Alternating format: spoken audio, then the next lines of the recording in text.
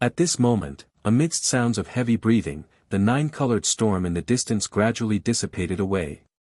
At this moment, a figure, larger than an average adult human, standing in the dissipating storm entered Yu's sight. It had a cold and menacing face, was about 2 meters tall, and had 2 long and sharp claws raised high. However, if one took a closer look, they would notice that Zilien's entire being exuded an indescribable chill. Faintly, he gave the impression of a predator born at the top of the food chain. Even someone like Yu could not help but have his pupils slightly contract at first glance. It was an innate oppression. Not because of strength, not because of lineage, but just because he was born at the top of the food chain, like how people instinctively fear venomous snakes at first sight. Yu also felt this kind of emotion for a split second. However, Yu was certain that he would not be the last one to feel this way, because this was a terrifying existence from the depths of the void space. Yu reckoned that in the future, he might very well lead the void army and sound the horn of attack against the entire universe. Such a terrifying existence would make anyone feel palpitations. After all, who wouldn't instinctively be on guard against such a terrifying presence that could adapt to the myriad races? Just at this moment, Zilien seemed to have noticed Yu's gaze. Suddenly, Zilien knelt in the void space with a thunderous thud and lowered his proud head. "I pay my respect to Master," greeting in a sincere voice. The icy aura emanating from Zilien slowly dissipated, as if afraid of disturbing Yu. "Well done, really well done." Amidst repeated praises, Yu narrowed his eyes before a purple status screen laden with intricate patterns entered in his sight. Race, Royal Void Clan. In the Void Clan, the first 108 to ascend to Tier 4 can be called kings, carrying the true royal lineage, and this is the 9th king of the Void Clan. Rank, Tier 4. Innate talent, evolution. While everything is growing, it is adapting, constantly adapting to everything, and can even evolve more terrifying means and abilities in the midst of constant adaptation. Unique abilities, Void Claws. Tainted by the cosmic void, its claws are capable of ignoring the vast majority of physical defenses. Note, these are fearsome claws that can pierce through space and strike directly at the interior. Hunting Instinct, a terrifying ability nurtured in pursuit of prey, capable of easily detecting the unique scent of prey and even the surrounding life force. Void Jumps, it's able to continuously jump across space, achieving a teleportation-like effect. Note, it consumes enormous spiritual energy, Breath of the Sea, able to adapt to the ocean, more like a fish in water than fish themselves. Camouflage, it can camouflage itself so well that it can disappear right in front of others without a sign, even its aura would vanish. Dragon Scales, its body is covered in purple scales resembling dragon scales which possess defense far beyond ordinary imagination. More importantly, they can also reduce a bit of incoming elemental damage. After thoroughly reading Zilien's status screen, Yu's pupils also slightly contracted. The first 108 to ascend to Tier 4 can be called kings of your clan. Murmuring to himself, Yu immediately realized the cruel rule of the Void Clan. It vividly displayed the law of the jungle. Although he didn't know the benefits of becoming a royal Void Clan, he had a feeling that it might relate to Zilien's future. However, that's not important right now. The most important thing is that Zilien had become the 9th king of the Void Clan. In other words, Zilien is the 9th existence in the Void Clan to ascend to Tier 4. Yu hummed as a playful look appeared on his face. That's great. Aside from everything else, just this one point indicated that the current Void Royal Clan isn't too strong. However, upon further thought, Yu also came to realization. Not only was the Void Clan's population small to begin with, but they also lacked intelligence and relied more on evolution-driven instincts for their actions. More importantly, spiritual energy was not essential to them. What they truly needed was flesh and blood. Only by devouring the flesh of the strong could they continue to evolve. However, flesh only existed in this universe. which meant that it was difficult for them to truly descend upon various planets as they could not tear through space. Even if they managed to tear through space and descend upon the planets, there was no guarantee that the planet they descended upon had life. It could be said that the growth of the Void Clan was currently being restricted by layer upon layer of constraints. Flesh was one constraint. Tearing through the spatial barrier and descending upon various planets was another constraint. And lastly, whether planets harbored life was an unavoidable constraint. These layers of constraints truly restricted the growth of the Void Clan. Now, all they had to do was wait for the appearance of Void Kings, who would tear through space for them, guiding them to descend upon planets with life. If this was true, it also explained why the first 108 to ascend to Tier 4 would be recognized by the system as Void Kings. It was because their very existence was to rule over the Void Clan, invade, kill, and lead the Void Clan to its peak. Without their guidance, the weak members of the Void Clan wouldn't even be able to descend, let alone invade. Not every Void creature had the good luck of encountering someone like Wuxia. And not every Void creature was nurtured by Wuxia like Zilien. Thinking of this, Wuxia's eyes brightened as he began to calculate in his mind. If I can utilize this point properly, I might increase my chances of manipulating the Void Clan. As a matter of fact, there was one more point that Wuxia could not ignore, and that was that the planet on which Wuxia was located might be the center of the universe. Even if it was not the center, it wouldn't be too far away. After all, the third spiritual energy tide spread outwards from the origin in all directions. Now, it had spread to Wuxia's planet, but the Void Clan, which was spread across the void space, the backside of the universe, only had 8 kings. Considering this, the distance between Wuxia's planet and the origin of the third spiritual energy tide should not be too far. After all, if the distance was too far, the Void Clan, even with their numerous constraints, should not have just 8 kings. And this was a sign, a very good sign. This meant that Wuxia was not only the pinnacle of existence in this world but even in the entire universe. He was a formidable life form even within the universe. Meanwhile, just after Wuxia broke through to Tier 5, unbeknownst to him, on a planet at the center of the universe, a towering tree was standing tall. This was a humongous divine tree. Compared to Wuxia, it was still a giant among giants. If Wuxia's trunk was only 100 meters thick, then its trunk was thousands, or even tens of thousands of meters thick. Whereas its canopy disappeared into the depths of the universe, beyond the reach of mortals. This tree, from afar, resembled an ox, and had 4 different colors flowing across its body. It was radiating an inexplicable majesty, just like the might of heaven. Just a glance at it would make one's heart tremble. It was Jinmu, the heaven-connecting Jinmu. Blessed by the consciousness of cosmic source, it was as majestic as heaven, and as vast as the ocean, something beyond anyone's estimation. At this moment, one of the green leaves on this Jinmu flickered with a faint glow. Upon closer inspection, the scene of a towering stone tree crossing tribulation was playing on it. The images were somewhat blurry, as if it was difficult to capture, but after a moment, the image momentarily paused as a clear phrase replaced it: Immortal Tree, Tier 5 Life Form.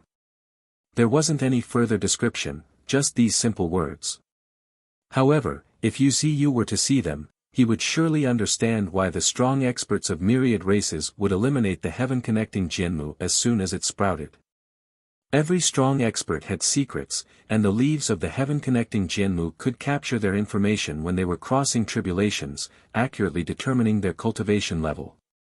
What did that mean? It didn't need further explanation. No wonder the heaven-connecting Jinmu was hailed as the spokesperson of heaven, and even as the eyes of heaven in the world. There was some truth to it. At this moment, if one looked at the green leaves, they would see scenes of various strange and powerful individuals crossing tribulations appearing one after another. However, compared to Wuxia's blurry images, theirs were undoubtedly much clearer.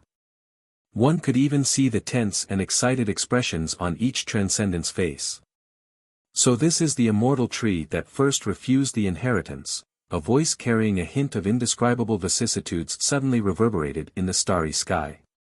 Then, the green leaf bearing the name Wuxia also slowly floated up. In no time, it was hovering deep in the starry sky. I owe you a karmic debt. Today, I shall repay it. With a sigh, that green leaf hovering in the depths of the starry sky gradually shattered, until it reduced into powder and gradually dissipated. At the same time, Wuxia, who was in the depths of the void space, also felt a slight shock.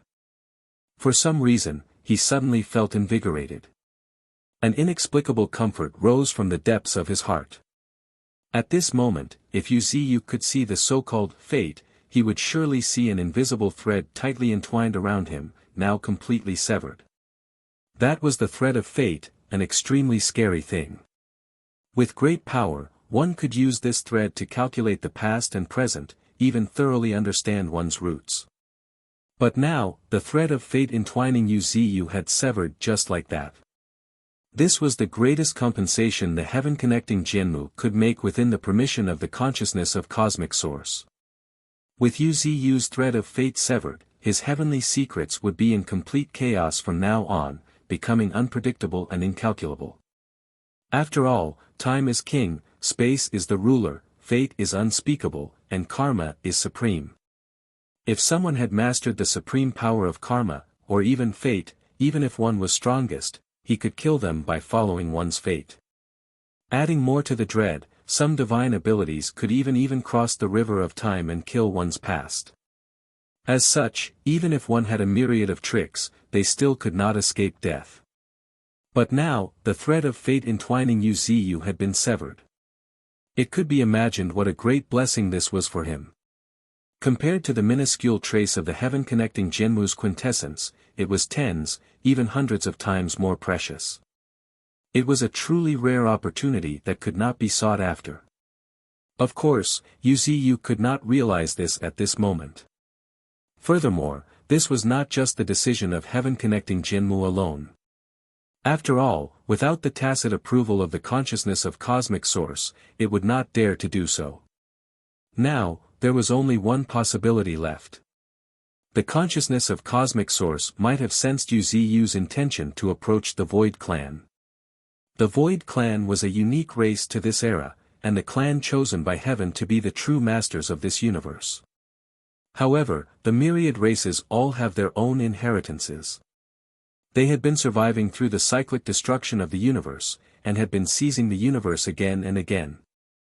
Naturally, this had not gone unnoticed to the consciousness of cosmic source, the highest existence in this universe. But despite noticing, it couldn't do anything about it. All it could do was to provide better protection for the Void Clan. At this moment, probably detecting Wuxia's intention to approach the Void Clan, the consciousness of cosmic source might have tacitly allowed the heaven-connecting Jianmu to sever Wuxia's thread of fate. This way, even if Wuxia were to become an enemy of the myriad races in the future, the great sages among the myriad races would not be able to deduce his identity or roots. In other words, this was another kind of protection the universe provided for Wuxia. Of course, the reason why the consciousness of cosmic source might have sensed Wuxia's approach to the Void Clan was probably because, after Zi Lian stepped into Tier 4 and became the 9th king of the Void Clan, he immediately knelt before Wuxia and acknowledged allegiance. As the 9th king of the Void Clan, everything about him would be under the attention of the consciousness of cosmic source. As such, it would not be difficult for the consciousness of cosmic source to detect Wuxia's proximity to the Void Clan. If Wuxia came to know about this, he would probably wake up laughing in his dreams. Unfortunately, Wuxia could not have known of this at the moment. Although he was still quite strong, in the face of the game between the myriad races and the consciousness of cosmic source, he was still too insignificant. Right now, all he could do was to become stronger, and even stronger, until one day, he could touch the deepest secrets of this universe. Taking a deep breath, Wuxia did not know why he suddenly felt refreshed. But he was sure of one thing, something good had happened again. After all, an existence like him had a special sense. Could it be that Ling Er has broken through? After thinking about it, Yu Ziyu guessed with keen interest. Only the breakthrough of a very intimate existence would make me have such a feeling out of nowhere. With this thought in mind, the slender figure sitting on the canopy of Yu Ziyu's main body lifted its feet and started walking towards the exit of the void crack with heavy footsteps. Meanwhile, deep within Misty Mountains, accompanied by a thunderous roar, a huge nine-colored vortex rose into the sky. And at the center of that massive nine-colored vortex stood a graceful figure. Her long hair, resembling flames, danced in the wind, and her jade-like fair skin radiated a white halo within the 9 colors. Even her eyes had flames burning within them. Suddenly, right at this very moment, with shrill hisses, an illusory serpent, pitch black in color, as if it came from the depths of the underworld, emerged from behind this figure, much to the shock of the onlooking mutant beasts. Immediately after, a thunderous dragon roar reverberated across the sky as a terrifying figure resembling a flood dragon emerged not far away from the serpent, circling around. The serpent was none other than the darkness serpent of the netherworld, a terrifying entity that Ling Er had obtained by seizing the soul of a human prodigy. The black flood dragon was naturally the soul of the flood dragon king bestowed upon her by Yu Ziyu. As the flood dragon and serpent danced around Ling Er, her aura became even more terrifying. Faintly, an indescribable oppression also engulfed the world. Crackle, suddenly, a deafening thunder reverberated across the sky, prompting everyone to look up, where they noticed dark, dense clouds continuously rolling in. The clouds were becoming increasingly oppressive, giving the impression as if they wanted to crush the world. Eldest sister, are you about to break through too? It seems so. Damn! The flood dragon and snake behind Sister Qin are so imposing. But why do they look somewhat familiar? Amidst the discussion, White Tiger, Nine Tails, and other mutant beasts also ordered other mutant beasts to leave the area under the tribulation clouds. Recently, Misty Mountains always has tribulation clouds gathering in the sky. So, everyone had long grown accustomed to them. As a matter of fact, maybe due to bloodline awakening or solid foundations, no mutant beasts in Misty Mountains had fallen under the tribulation clouds until now. At worst, the golden butterfly, the queen of Hundred Flowers Valley, under the tribulation clouds, chose to make a cocoon and recultivate. There was no denying that after bloodline awakening, the combat power of each mutant beast had truly sublimated, and the various means they had acquired might even exceed Yu Ziyu's expectations. At this moment, seemingly hearing the discussions around, the nearby golden monkey with a long stick in his hands also glanced at the large serpent and flood dragon behind Ling Er and answered right away, that big serpent is a netherworld darkness serpent, which is only second to apex clans like true dragons, and giant dragons. It is no less weaker than a flood dragon. For the flood dragon, it needs no further explanation, it's naturally the soul of the flood dragon king bestowed upon her by her master. With one flood dragon and one serpent, supporting her left and right, crossing tribulation shouldn't be a problem for Sister Qin. Listening to Golden Monkey's analysis, White Tiger blinked dumbfounded and responded, so that's how it is. But I didn't expect that little serpent to be comparable to the flood dragon. It looks quite ordinary. Hearing this, the corner of Golden Monkey's eyes couldn't help but momentarily twitch in frustration, looking at White Tiger in helplessness. He still dares say that. Doesn't he know that the netherworld darkness serpents aren't that simple?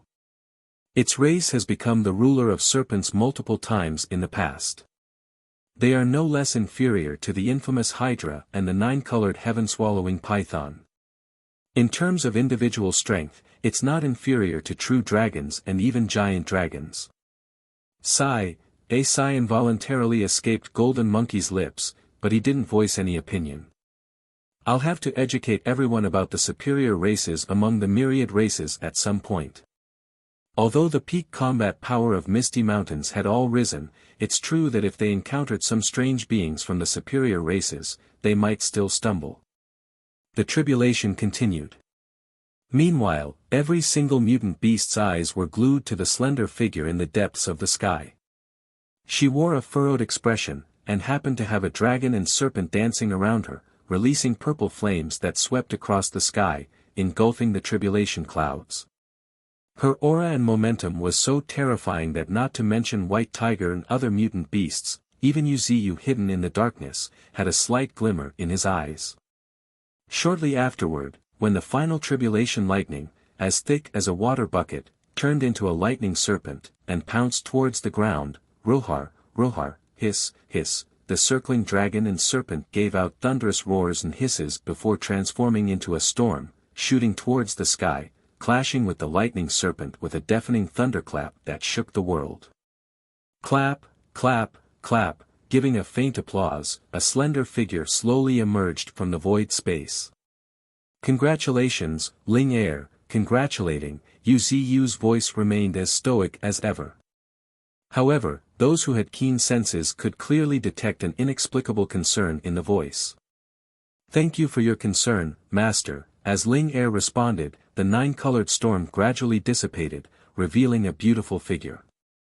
At that precise moment, emitting roars and hisses, the 200-meter-long phantoms of dragon and serpent in the depths of the sky gradually shrank. With a swoosh, they flew towards Ling Air, transforming into two earrings and hanging from her earlobes. At a glance, Ling Air, who was already graceful and charming, appeared even more enchanting than before, carrying an inexplicable charm. Wuxia nodded in admiration, looking at the two earrings with narrowed eyes. Under the baptism of the tribulation, both the flood dragon and darkness serpent souls were purified of impurities, turning into the purest souls. There was no denying that it was quite a great opportunity for Ling Air. At this moment, it could even be said that this flood and dragon and darkness serpent had become like Ling Air's guardian spirits. Ling Air was already formidable, and now, with these two guardian spirits supporting her, a smile tugged at the corner of Wuxia's lips. He could vividly envision the breathtaking spectacle of Ling Air riding dragon and serpent through the battlefield in the future. However, now's not the time to think about these things. Nodding slightly towards Ling Air, Wuxia turned his gaze towards Misty Mountains. "We pay our respects to the divine tree, we pay our respects to the divine tree," one after another, shouts spread like waves to all directions. The terrifying sound wave was several times, even dozens of times stronger than before. At this moment, the entire world seemed to have quieted down. Only two words could be heard echoing through the world: divine tree. Divine tree, thunderous shouts stirred the entire Misty Mountain. At this moment, powerful mutant beasts emerged on countless peaks, valleys, and even in rivers. Among them, there was one surrounded by prismatic colors, exuding nobility and extraordinariness. This was the rainbow deer, a rare non-aggressive beast in Misty Mountains. At this moment, she was standing quietly atop a peak, staring deeply at the slender figure leaning against a towering tree not far away with a heated gaze.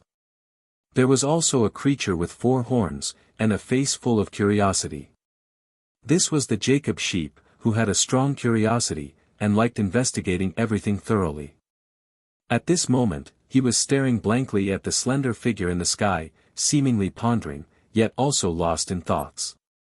One after another, mutant beasts emerged from the mountains and valleys, truly embodying the saying, with the resurgence of the spiritual energy, all things will rise, and fierce beasts' roars will shake the mountains and rivers. However, the most breathtaking were the figures standing in the sky, surrounding the towering tree. The aura surrounding them gave the impression that they would tear the world apart. It was so terrifying that it was almost tangible, weaving the surrounding sky upon their will. One was naturally the elder sister of the 9 great beasts, 9 tails. She was surrounded by crisscrossing chains, creating clanking sounds of chains moving. One was Old Third, White Tiger. With his roar, a tornado spanning across the surroundings transformed into a tornado for kilometers, while he lay quietly between the wind pillars, as if asleep. Then there was Sarcosuchus, Golden Ant, Brewmaster, Lightning Dragon, Ice Elemental Flood Dragon, Golden Monkey, Qin Gang, and Ling Air. 9 figures appeared in the sky. They were the terrifying existences that ascended to the Tier 4 during the third spiritual energy tide. Of course, this was only what was visible on the surface. There might be some hidden in the shadows, or there might not be. Only the divine tree knew. At this moment, looking deeply at the myriad beasts of misty mountains, Wuxia narrowed his eyes. In just 3 days, they have truly made progress. It's hard to imagine that this is today's misty mountains. Everyone had started from zero, but today, they all soared into the sky, as if they wanted to split heaven and earth apart. Sigh, heaving a deep breath, Wuxia cast a deep glance at the current misty mountains, contemplating for a while before speaking. I believe you've all waited for this day for too long, Ruhur. With a sudden roar, White Tiger flapped his wings fiercely, as his fearsome aura materialized, spreading layer by layer like sound waves. Ha ha ha, Master, this great opportunity is so great. I've even broken through. Ha ha ha, White Tiger burst into laughter, looking quite proud. The other mutant beasts beside him, such as 9 Tails, hearing White Tiger's proud laughter, turned their heads away in tacit understanding, pretending not to know him. There are millions of mutant beasts watching. Is this really okay? Of course, at this moment, no one corrected White Tiger. Even Wuxia just glanced at him, and shook his head imperceptibly. He praised, "You making a breakthrough first was really beyond my expectations." As he spoke, Wuxia's gaze inadvertently fell on the figure standing quietly under him. The fiendish figure with the head of a bull and body of a human, bull demon. The gruesome figure with blood-colored hair, thorns. As well as Titan, Tundra, Snake Queen, and others. Fate is really unpredictable. Compared to 9 Tails and White Tiger, they aren't lacking in talent, but they weren't able to break through. Not being able to grasp it, or not fully awakening their bloodline is the prime reason they did not break through. But, that's not a big deal. In the future, if an opportunity presents itself, making a breakthrough is inevitable, especially for someone with solid foundations like Bull Demon and Thorns. As for Titan and Tundra, it's hard to say. After all, not every mutant beast has hopes of reaching Tier 4, the natural disaster class. Actually, if it weren't for the terrifying opportunity provided by the third spiritual energy tide, most of those present would not have been able to break through to Tier 4. The prime example is White Tiger. Only because of the fortuitous coincidence, he had awakened the bloodline of the ancient vicious creature, Qiongqi, and then broke through to Tier 4, taking advantage of the bloodline inheritance. Thinking this, Wuxia glanced strangely at White Tiger. Is he lucky, or did the dumb just have that much luck? Apart from White Tiger's breakthrough, Wuxia had anticipated other mutant beasts' breakthroughs. Like 9 Tails, who already possessed the celestial fox bloodline. Sarcosuchus, Lightning Dragon, naturally need not be mentioned. As members of the giant dragon clan, they enter Tier 4 at adulthood, making them the most famous apex race of the previous era. Qin Gang and Little White too, as members of the elemental clan, were not inferior to the giant dragon clan in terms of talent. Thus, breaking through to Tier 4 was inevitable. As for Golden Monkey, it went without saying. As someone who had been shrouded in a veil of mystery from the start, his advancement to Tier 4 was within Wuxia's expectations. But, as if having thought of something, Wuxia's gaze settled on a golden figure with the height of an average human, standing with his eyes shut tightly. Golden Ant's breakthrough gave Wuxia the biggest surprise. Golden Ant was indeed quite strong, almost invincible at the same rank. However, his breakthrough to Tier 4 caught Wuxia off guard. After all, Golden Ant didn't have any powerful bloodlines. Wait a minute, suddenly startled, a look of astonishment appeared on Wuxia's face. Just because, at this moment, Wuxia discovered something strange about the Golden Ant compared to before. The antennae on his head were more than a meter long and hung quietly behind his head. More surprisingly, those antennae, like breathing, were vigorously inhaling and exhaling nine-colored spiritual energy. At the same time, the golden ant was actually growing stronger, very slowly but surely. It was strange, but extraordinary. Ha! Narrowing his eyes slightly, Wuxia went through the status screen of golden ant. After a moment, a glowing line caught Wuxia's eye. Royal ant bloodline, possessing ultimate strength, they are the absolute royal family of the ant clan, born once in 10,000 years. They possess unmatched power, even true dragons dare not wrestle with them. As time passes, their physical bodies only grow stronger. It's a very rare and unique bloodline inheritance. He awakened a bloodline, murmuring. Wuxia's gaze shifted to the ant clan. Indeed, it's as I had expected. Out of tens of thousands of ants, only 2 had awakened their bloodlines. One was Golden Ant, who awakened the royal ant bloodline, and the other was a black-colored exotic ant, now at Tier 3, who had awakened the battle ant bloodline. If my guess is correct, the awakening of bloodlines should be related to strength. The stronger one is, the higher the probability of awakening one's bloodline. There is also the case that some inheritances may awaken based on merits. Just as the Jianmu inheritance searches for the strongest divine tree in the vast universe, other unique inheritances might do the same, selecting the strongest among their respective races. In that case, Golden Ant may be the strongest ant in the entire universe, and had awakened such an inheritance.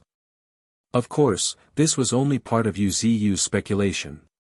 After all, bloodline inheritance was mysterious, and very hard to explain. However, one thing is certain, awakening bloodline inheritance is a good thing, especially for some unique inheritances that are really rare. As this thought struck Wuxia, he suddenly stood dumbstruck, just because at this moment, he thought of something not so decent. Ugh, damn it, my inheritance seems to be a goddamn pit, it almost killed me. A sigh, filled with helplessness, escaped Wuxia's lips. He too had received a unique inheritance, but unfortunately, this unique inheritance turned out to be a trap. It was a bit unfortunate, but Wuxia did not regret it. Right now, it does not seem to be the right time to dwell on such thoughts. With a smile, Wuxia's gaze shifted towards Misty Mountains, where mutant beasts, with fervor in their eyes, including the 9 figures hovering in the sky, entered his sight. Everyone, this is the beginning of a truly glorious era. With these simple words, Wuxia's figure slowly descended. He had already instructed Nine-Tails and other mutant beasts to relay what he had to say. As for detailed information, he believed that it was not suitable for these mutant beasts to know. Compared to before, he believed that operating from behind the scenes would be more appropriate for him in his current state. With these thoughts in mind, Wuxia's tree body slightly shook. Immediately after, thunderous rumbles shook the world as green light specks began to fall like raindrops, under the joyful gazes of countless mutant beasts. Dense glowing specks, stretching as far as the eye could see, seeped out from the depths of the void crack, enveloping the entire Misty Mountains. This was the rain of vitality scattered by Wuxia's crown, worlds apart from the previous rain of vitality. Even Tier 3 mutant beasts could feel their bodies improving little by little like a metamorphosis. And this was the current Wuxia, a treasure in every sense of the word. With the advent of the 3rd spiritual energy tide, powerful transcendents were being born from nothing every moment and every second. One could easily imagine that once the 3rd spiritual energy tide had ended, those who have been suppressed by Wuxia for years to the point that they dared not even breathe loudly, would go completely crazy. After all, if one was suppressed to the extreme, it would inevitably cause them to launch a counterattack with reckless abandonment. Fortunately, Wuxia still had a shred of goodwill. He could not bear to massacre the entire continent. Therefore, he chose to leave. Satisfied with this excuse, a wide grin appeared on Wuxia's lips. Of course, he would never admit that he was afraid of accidentally slaughtering the entire continent, making it impossible for it to ever return to its former vibrancy. After all, when he pointed his sword at the continent not too long ago, Misty Mountains had caused many wars. While these wars may seem insignificant now, but at the time, when even Tier 3 transcendents were considered peak existences, they were truly brutal. Simply put, more than 100 Tier 3 transcendents had lost their lives in those wars. These 100, by today's standards, would have produced at least 4 to 5 Tier 4 transcendents. Thinking about it this way, Wuxia felt a bit regretful. Forget it, let this continent develop properly for a while. After some thought, Wuxia no longer hesitated. Leaving sooner is also a great idea. Today's world is extremely vast, far larger than ever before.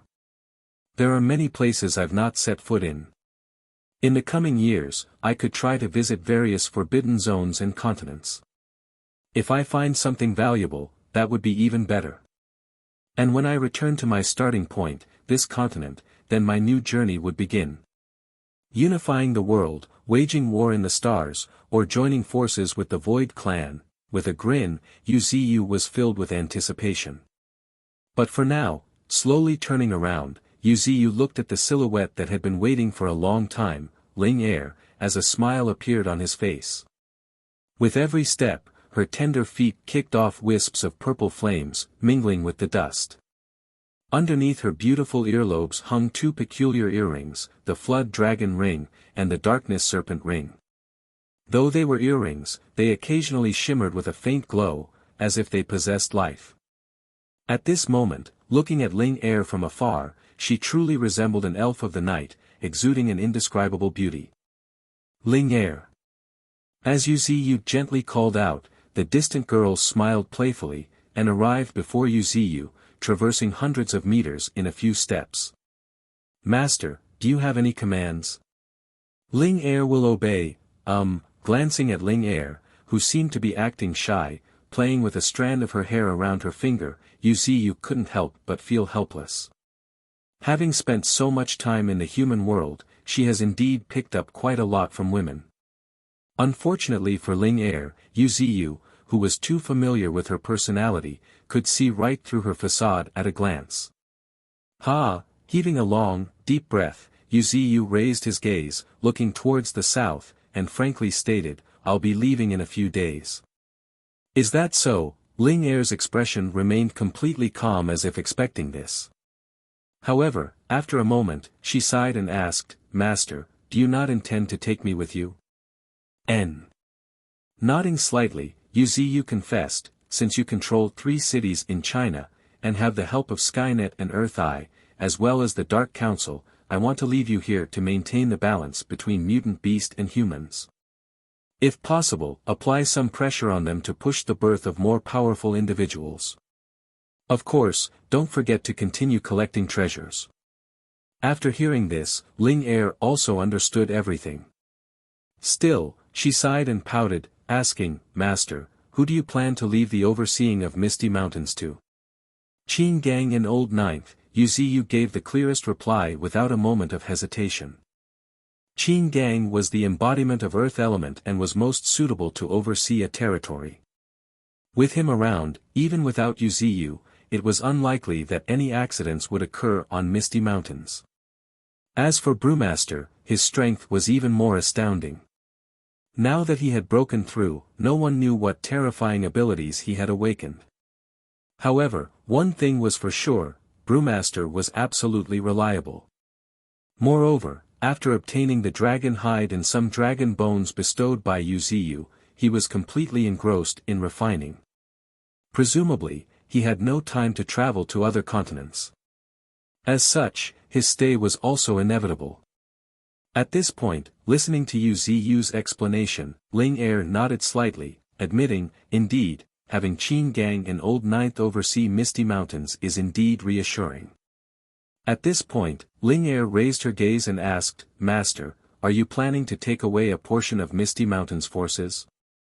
A portion of the forces. Narrowing his eyes slightly, Wuxia gazed deeply at Misty Mountains.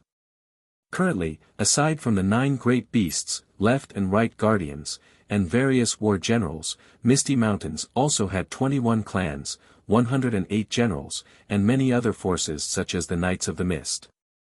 Their strength varied, but they were still formidable when viewing across the entire continent. However, Misty Mountains had never engaged in full-scale warfare, so many of its forces remained hidden deep inside, rarely making a move. Misty Mountains Knights of the Mist, for instance, after experiencing the third spiritual energy tide, all 6 knights had reached Tier 3. Among them, A Long and Lu Ziyan, these 2 geniuses had stepped into the realm of sovereign, just 1 step away from becoming emperors of the world. As a matter of fact, Tier 3 transcendents were still quite formidable on the continent. Even after the third spiritual energy tide, Tier 3 transcendents were still considered powerful in their own right. Among them, those in the realm of sovereign or emperor of the world had enough power to be rulers of a piece of land. As for Tier 4 transcendents, only a dozen individuals were known to have advanced to Tier 4. Even if there were many hidden, there would still be 30 to 40 Tier 4s at most. And among them, most of these were the mutant beasts of Misty Mountains. Considering that only a handful had reached Tier 4 compared to hundreds of billions living on the continent, it was clear what Tier 4 transcendence signified. With 1 Tier 4 born in a billion, it was truly a pinnacle in every sense. Each one is like a natural disaster, capable of turning an area into their domain. As for whether the continent had billions of living beings on it, it was quite evident. The human race alone numbered in hundreds of millions, and considering ants, rats, pigs, and other races that excelled in numbers, billions might still be an understatement. Anyway, it was all good. The current continent could sustain these many living beings. Currently, UZU was not sure of the exact number of Tier 4s on the continent. Still, it would not be too many. Not every human or mutant beast gets to enjoy UZU's life essence for the long term. Heaven and earth treasures like his life essence, though do not significantly boost the combat power of Misty Mountain's mutant beasts, they were invaluable in healing their hidden injuries and for tempering their bodies. All of this was especially crucial when facing tribulation clouds. They often act as a huge support. Many transcendents fall under the tribulation due to hidden injuries surfacing during the ordeal, leading to a decline in their condition and ultimately perishing under the lightning tribulation. Misty Mountains were not aware of this. Rather, they did not experience this.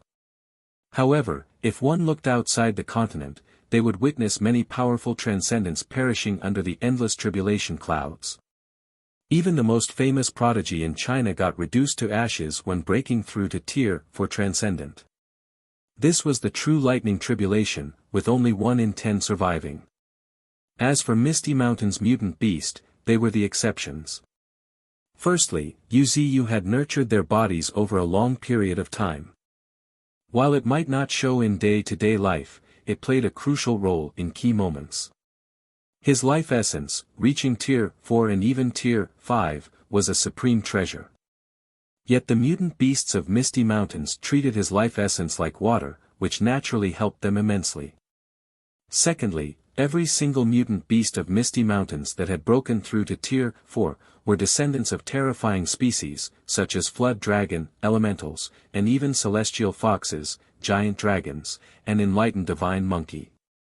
If they couldn't pass their lightning tribulations, there would be no justice in the world. Powerful species were strong for a reason. Their ability to cross tribulations gave a glimpse into their overall strength. Exhaling a long, deep breath, UZU glanced at the 6 knights meditating under his main body and responded calmly, "On this trip, I will take the 6 knights with me. Although their talent is not the most outstanding, their willpower is exceptional and worth nurturing. Next, from the 108 generals, I will take Dream Beast and Rainbow Deer. Among the 108 generals, their innate talents are the most remarkable. They've managed to comprehend the spirit leaves I've bestowed upon them." After pondering for a moment, UZU glanced at the various clan leaders and added, "All major clan leaders will also be coming with me. Each of them will be allowed to choose 100 members. Whereas the strongest 3 clans can decide their numbers freely, listening calmly to Yu Ziyu's explanation. Ling Er understood his plan. As expected, he's now focusing on cultivating the true elites. Smiling in her heart, Ling Er looked at Yu Ziyu with a hint of admiration. Although she could not guess what her master was planning, she felt that his ambitions were far beyond what people imagined. Time quickly passed by. It was already dusk. Not long after, Ling Er, sitting sideways on White Elephant, which appeared as if it was carved from white jade, slowly headed out of Misty Mountains. Having reached Tier 4, a new world had opened up for her. The rest of the journey was hers alone. She couldn't promise much, but she promised herself that when her master returned to this continent, he would see everything he wanted. Crack, clenching her fist, Ling Er's eyes flickered with an unspoken determination and coldness. It was about time to confront the humans. Shortly after Ling Er left, a thunderous tiger roar suddenly echoed in the depths of Misty Mountains. Immediately after, the entire Misty Mountain began to operate methodically, like a machine. Thump, thump, thump, one by one, mutant beasts gathered from all directions of Misty Mountains. Their eyes were resolute and fiery, and their faces were gleaming with excitement, simply because they were the chosen ones. Roar, roar, roar, amid countless beastly roars and howls, innumerable mutant beasts began to run, their target, the 5 enormous vortices swirling in the sky. The vortices varied in color. One of them happened to be bright red and burning with flames. One could also see a red continent at the other end of the vortex. This was Yu Ziyu's pocket of flame of the 9 realms of heaven.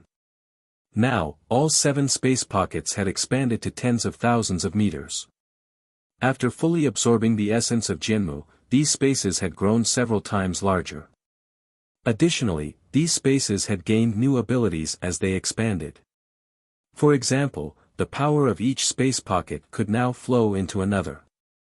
In the pocket of space, Yu Ziyu used the power of the pocket of Earth to create a vast continent, and the pocket of light's power to create a star that rose and set in the sky. Calling it a sun might be an exaggeration, but it surpassed artificial suns made by humans by far.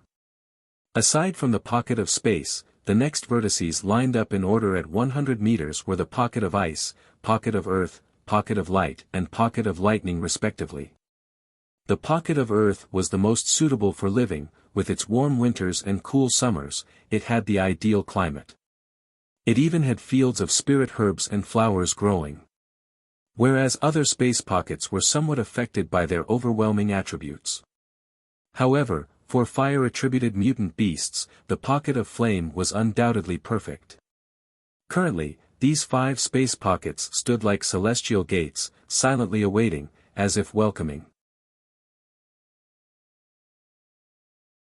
Thud, thud, thud, with heavy footsteps, figures guided by 9 tails, bull demon, and other mutant beast, poured into the vortex entrances of the 5 space pockets.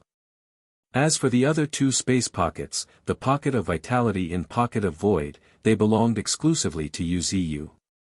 Currently, the pocket of vitality was like a paradise on Earth. Bursting with vitality, it far surpassed the pocket of Earth in its abundance of spirit herbs and flowers. Most importantly, at the center of the pocket of vitality was the towering phantom of heaven connecting Jianmu, faintly shimmering, flowing with vitality. This was the terrifying aspect of the pocket of vitality. After long-term nurturing, it could even bestow life upon all things. Yu Ziyu was attempting to create a pseudo-Jinmu. His requirements for this pseudo-Jinmu were not high, it just needed to support the pocket of vitality, allowing it to form a self-contained world. This was Jinmu's most mysterious and profound ability. The ability to create its own world. The concept of forming its own world implied that it operated under different rules than the universe. In the fragmented memories, Yu Ziyu knew that the myriad races attacked Jianmu not only because it was the eye of heaven but also because Jianmu could support space pockets, allowing them to form independent worlds. As the eye of heaven, Jianmu could monitor all races. Similarly, some races could use its power to create their own worlds, evading heaven's surveillance. Thus, the great sages used Jianmu's power to create countless independent heavenly paradises. At this moment, Yuziyu's consciousness merged into the pocket of vitality, where countless rootlets intertwined together, weaving a tall figure. And just as the rootlets weaved into Yuziyu's figure, vines rose from the grassland around him, entwining with each other, weaving a chair and table slowly. This showcased Yuziyu's meticulous control over his power. Now, he could easily manipulate plants, a beneficial ability that came with the advancement of his psychic power upon reaching Tier 5. Exhaling a long, deep breath, Yuziyu gazed toward a distant spot, where there was a lake. This lake was different from ordinary lakes. It was shimmering with 9 colors and teeming with endless vitality. And slumbering at the center of the lake was the 5-colored spirit flower, Aurora. The lake of vitality was a spirit lake nurtured by the endless vitality and 9-colored spiritual energy. It was several times, even dozens of times, more terrifying than the spirit lake in North Canyon. Right at that very moment, splash, a flash of gold caught Yuziyu's eye. Master, softly calling, a mermaid with golden hair leapt out of the lake. Her golden hair flowed like waves, and her fair skin glistened with a jade-like sheen. Her upper body was an exquisitely beautiful girl, while her lower half was a graceful fish tail covered in golden scales. Her entire form exuded a captivating allure. Besides her enchanting figure and stunning beauty, her voice was even more mesmerizing, so mesmerizing that it even reached the soul. It was unforgettable after just listening to her once. This was the Mermaid Queen, Else, a new hidden tier for transcendent of misty mountains. Considering her status as a ruler of the Sea clan, Yuziyu had forcibly signed a blood covenant taking advantage of her moment of weakness after crossing her tribulation. This was not because Yuziyu was overly cautious but rather out of necessary prudence. He needed loyal subordinates, and Elsa was the perfect candidate. In terms of strength, she was quite formidable. In terms of mere-people heritage, her methods were quite mysterious. More importantly, few knew of her existence, which was crucial for Yuziyu. Although he trusted the likes of Nine Tails and White Tiger deeply, one could never be too cautious. Keeping some cards hidden was reasonable. Keeping other things aside, among the myriad races, there were bound to be ways to search one's soul. If Nine Tails or White Tiger were to fall, Yuziyu's methods would be exposed. This was something Yuziyu could not tolerate. Hence, he reserved 2 space pockets for himself. One was the pocket of vitality, his base, and the other was the mysterious pocket of void. At this moment, in the distance, Elsa's golden tail touched the ground, and to Yuziyu's slight astonishment, it transformed into a pair of slender, white legs. Even though it's not the first time I've seen it, it's still shocking to see. With a smile, Yuziyu subtly shook his head. His interest in Elsa's strange methods was purely curiosity, devoid of any other thoughts. Though he could achieve similar transformations, there was no need. As for how he would do it, he could just transform into a mermaid or human by temporarily using his innate talent, absolute evolution. Yet, Yuziyu considered such thoughts only in idle moments. For him, the evolution of hierarchy of life was more critical. How did things go? Settling into a comfortable position, Yuziyu asked. I've appeased the new sea beast king, Leviathan. He shouldn't awaken anytime soon, Elsa replied truthfully. The sea beast king, Leviathan, was a terrifying sea beast. He was also an emperor of the world captured by Yuziyu, lured by the brand of king from the dark willow tree. It had a serpent-like body covered in spikes unique to sea beasts. When the 3rd spiritual energy tide surged, it advanced to Tier 4, as Yuziyu had expected. However, this monster went berserk shortly after, nearly destroying Yuziyu's pocket of vitality. In a crucial moment, Yuziyu personally subdued it and summoned Elsa. Elsa had the power to pacify all beasts. Now, as a Tier 4 transcendent, soothing the sea beast king Leviathan seemed to be manageable. The results were evident. In just half a day, Elsa had pacified the sea beast king. Interestingly, Elsa named it Leviathan, inspired by the mythical sea monster. According to the myths and legends, Leviathan was an extremely violent, ruthless, and cruel deep-sea behemoth that was said to swim against the waves, breathe fire from its mouth, emit smoke from its nose, possess sharp teeth, and have a body as tough as armor. This sea beast king happened to be similar to this mythical creature in many ways. Just like the real Leviathan, it was equally powerful to be labeled as terrifying just like the real monster. It also had a cruel and violent disposition. Everything seemed to imply something, prompting Elsa to name it Leviathan, the deep-sea demon. Leviathan, murmuring, Wuxia gazed deeply into the bottom of the lake of life, where a massive shadow could be seen entrenched. Grinning, Wuxia expanded his perception. It's about time. At this moment, the 5 space pockets were now filled with numerous mutant beasts, with 1 or 2 powerful mutant beasts serving as commanders, more accurately, as legion commanders. For instance, Nine Tails commanded the pocket of flame, Little White occupied the depths of the pocket of ice, and the pocket of lightning had Honey Badger and Lightning Bear, the king of the Polar Bear clan, holding the fort. *HA. Exhaling a long, deep breath, Wuxia's consciousness returned to reality. He swept a glance at the many mutant beasts still in Misty Mountains, including the leading figures, Brewmaster and Qin Gang, before speaking, I leave this place to you. Yes, Master, Qin Gang replied earnestly, promising, Master, trust me, unless they step over my dead body, Misty Mountains will remain eternal. At the drop of his words, boom, boom, boom, accompanied by terrifying rumbles, a towering black wall began to rise from the ground around Misty Mountains, astonishing countless mutant beasts. And this was just the beginning. Boom, boom, boom, with increasingly deafening rumbles, layer upon layer, 6 walls encircled the entire Misty Mountains. As a matter of fact, the current Misty Mountains covered an area comparable to 2 or 3 provinces. But now, gulp, gulp, gulping nervously, countless mutant beasts looked up in awe at the burly figure standing in the sky.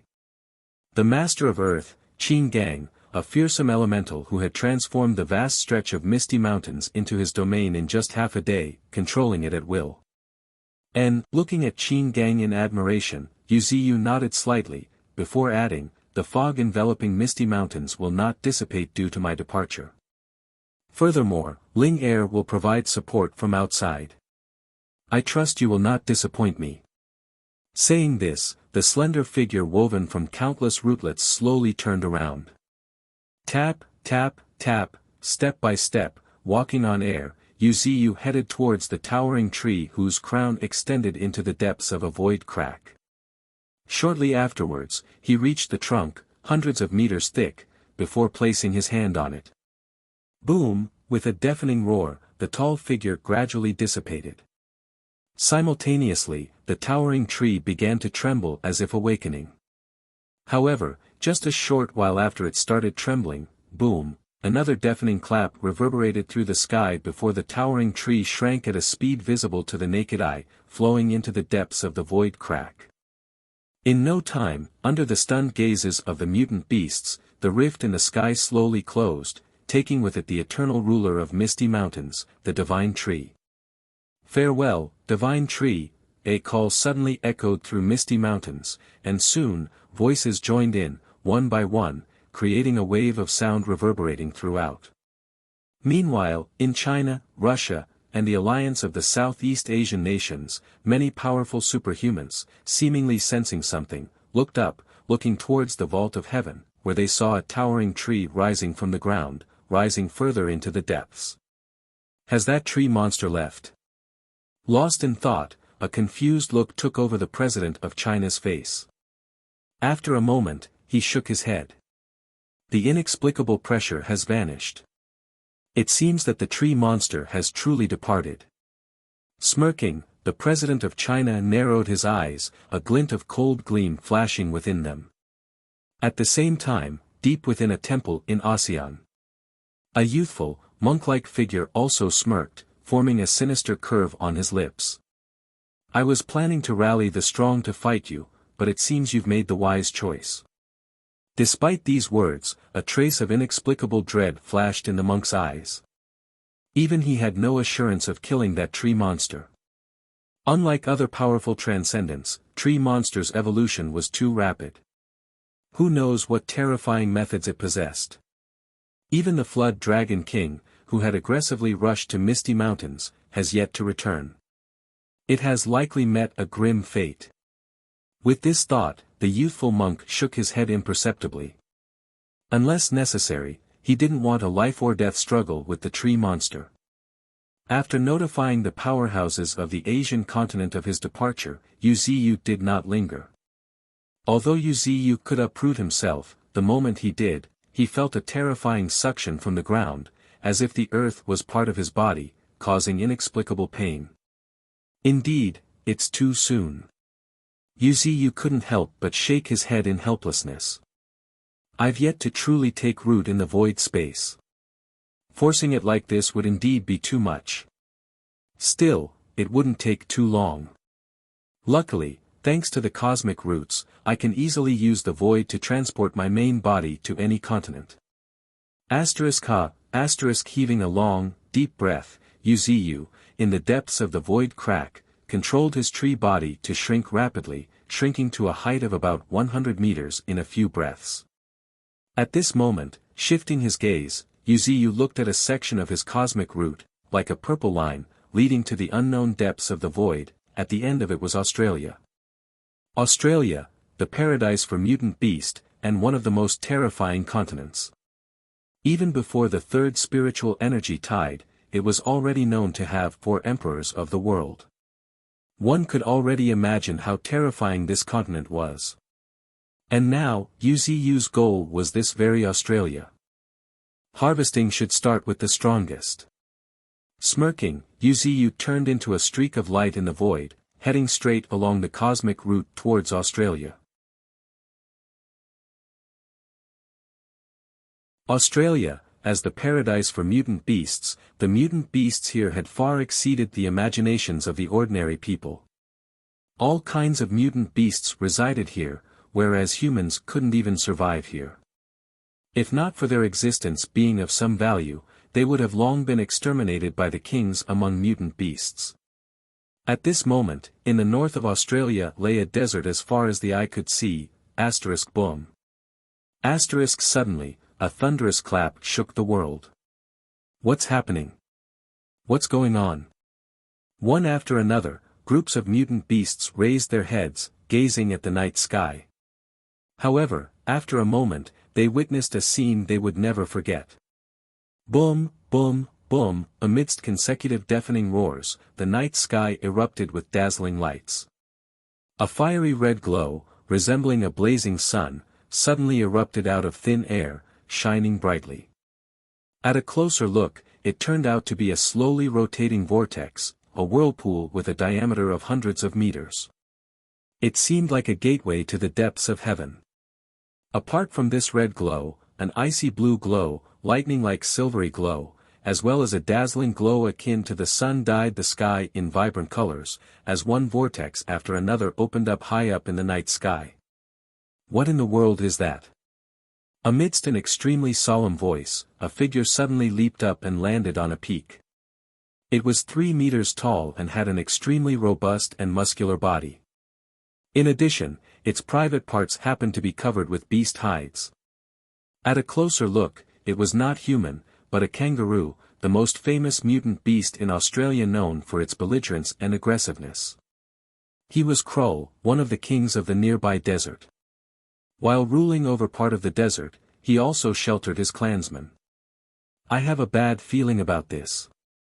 Suddenly, another figure emerged from the darkness. Compared to Krull, this figure was noticeably more slender. It was a female kangaroo. Phew, Krull took a long, deep breath, nodding slightly. As a Tier 3 sovereign, he too possessed the mysterious sense. And now, his senses were telling him that something terrifying was coming from the vortexes in the night sky. It was an inexplicable terror, oppressive enough to make him gasp for breath. Clenching his fists, Krull immediately issued orders, inform everyone, we're retreating right away. Krull, as a leader, made the right decision without hesitation. However, just as he did so, roar, a deafening tiger roar, seemingly coming from ancient times, suddenly shook the night sky. It was extremely terrifying, so terrifying that with just this roar, countless low-tier mutant beasts stumbled and fell to the ground. More exaggeratedly, a strange smell emanated from between their legs.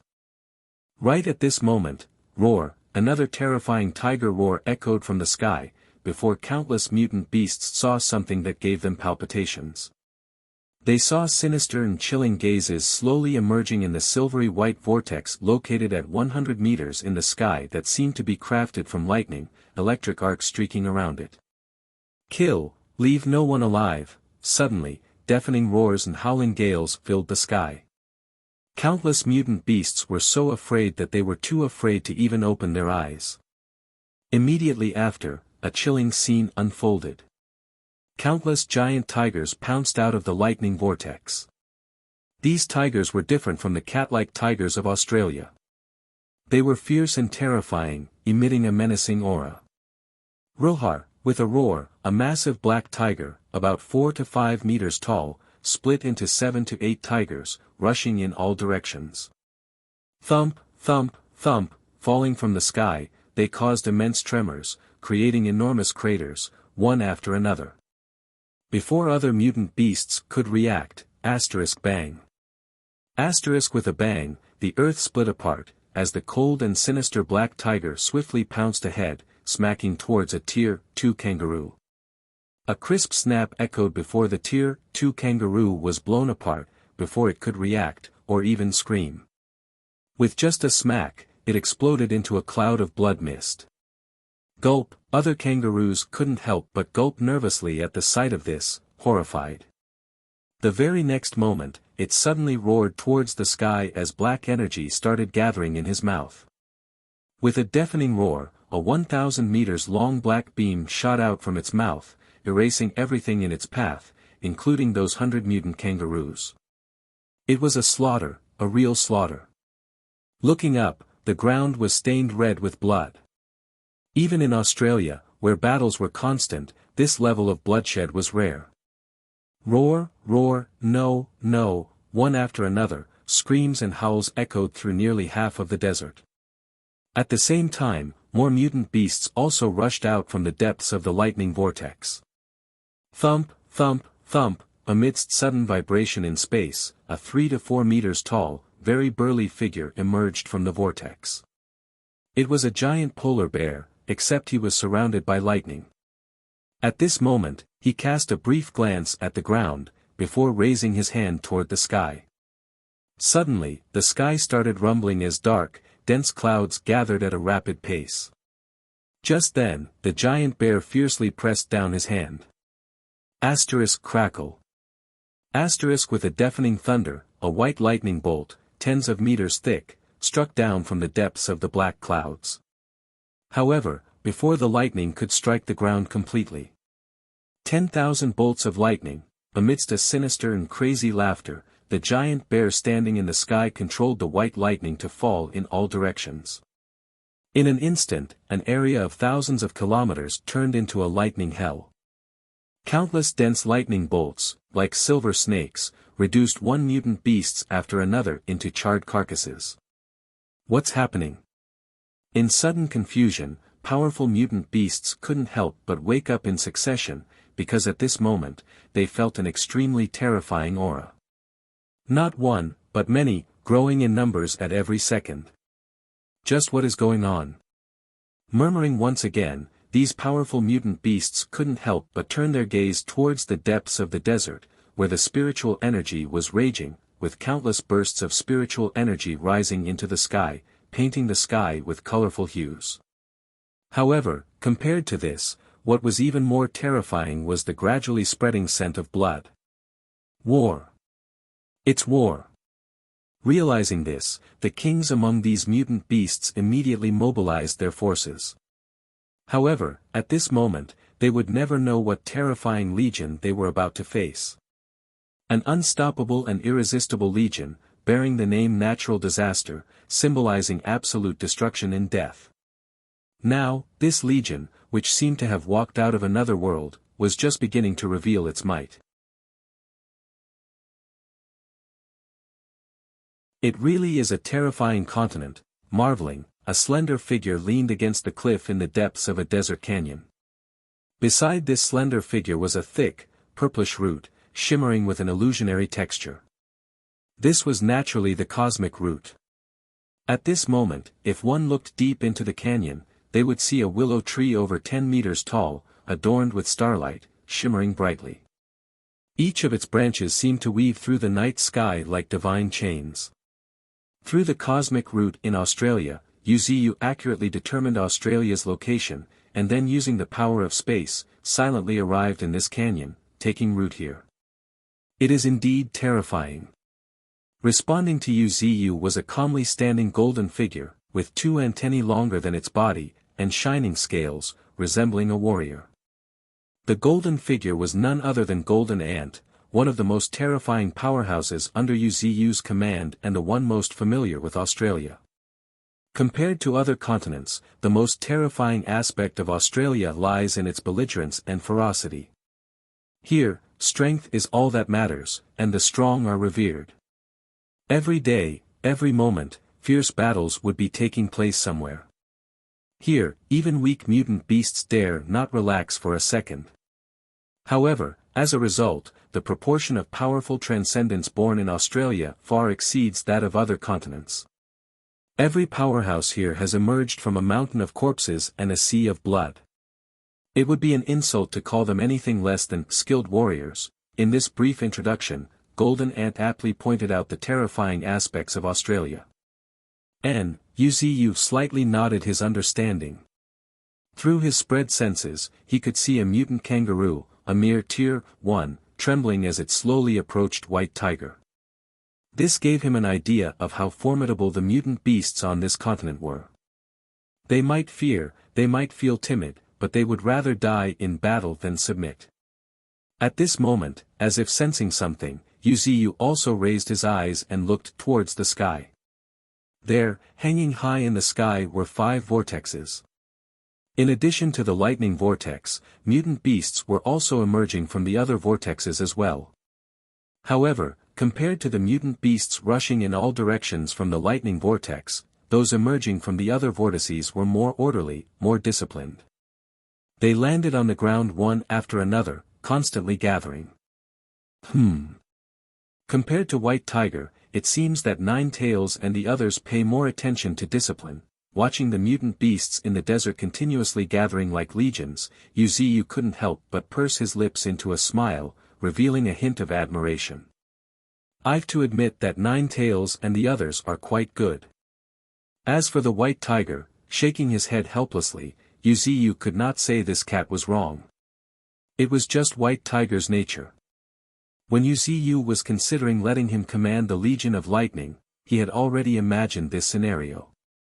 Regarding this, Wuxia naturally wouldn't interfere too much.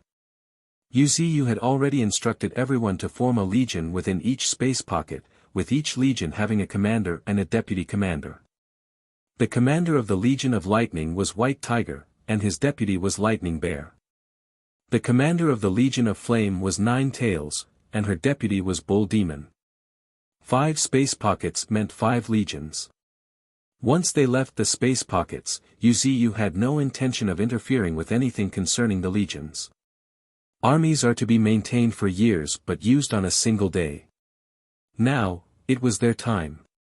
What Wuxia needed to do was cultivate with the resources they collected. Of course, Wuxia also had the intention of training them, but whether his plan would be fruitful or not, Wuxia could not say for sure. If it succeeds, then these 5 legions would become the incarnate of a natural disaster legion, undoubtedly making countless mutant beasts and even humans shudder in the future. If it fails, shaking his head, Wuxia didn't want to think too much about it. Each legion was led by a natural disaster class transcendent and supported by numerous powerful mutant beasts. If it failed even under these circumstances, he would be really disappointed. Heaving a sigh, Yu set aside his worries and turned to walk towards his main body. Right at this moment, Yu's voice echoed in the air, "Go, your legion needs you." "Yes, master." Nodding slightly, Golden Ant silently headed towards the Legion of Light. Golden Ant was the commander of the Legion of Light. The entire Legion of Light was waiting for his leadership. As a matter of fact, although the 5 legions were classified according to elemental attributes, the members of the legions were free to choose where they wanted to be. Like the 8th great beast, Tundra. Although he was an ice-attribute mutant beast, he was a member of the Legion of Earth, following Emperor Crocodile, who was also an atavistic behemoth. As for the 7th great beast, Titan, he became the deputy commander of the Legion of Light because of his aggressive and belligerent nature. Each legion tended to follow the leadership of their commander. At this moment, high up in the sky, unbeknownst to anyone, suddenly, a purple bolt of lightning illuminated the night sky, as a terrifying pressure caused all the beasts to tremble and bow their heads. Right then, amidst an increasingly loud dragon roar reverberated across the sky, gleaming purple scales flashed briefly in the depths of the dark clouds. This was the 10th great beast of Misty Mountains, Lightning Dragon. At the behest of the divine tree, it was on a quest to find his biological father. He had no memories of him, and neither did he have any feelings for his biological father. However, considering that he brought him into this world, the little 10th reluctantly flew towards his biological father's nest. Yet, at this moment, as if remembering something, a hint of curiosity flashed in the lightning dragon's eyes. "According to Master, my father is friends with him. I wonder, how did my father manage to become friends with Master?" After all, despite Misty Mountains having thousands of mutant beasts, there are very few that Master considers friends. Meanwhile, unbeknownst to little 10th, in the direction he was heading, there was a valley that had completely become pitch black. Everything was black here, the ground, the mountains, and even the water. The extremely rich darkness element had devoured everything. In the pitch-black darkness, a pair of dragon eyes, resembling black obsidian, slowly opened. Strangely, these dragon eyes also happened to be pitch-black, yet in this darkness, they were clearly visible. More importantly, they were radiating an inexplicable majesty. "You are back," sighing, his spiritual energy surged, followed by surging battle intent, growing stronger by the minute, shooting through the sky. An ear-splitting dragon roar shook the sky, before a black dragon flapped his wings and soared into the sky, stirring a massive storm, much to the astonishment of countless mutant beasts. A thunderous and resonant dragon roar suddenly reverberated across the night sky, followed by a terrifying dragon prestige spreading into the surroundings. Sudden lightning and thunder appeared in the depths of the sky. However, more terrifying than this were the 2 dreadful auras soaring into the sky. Seemingly aware of something, Yu, rooted deep in the canyon, slowly raised his eyes.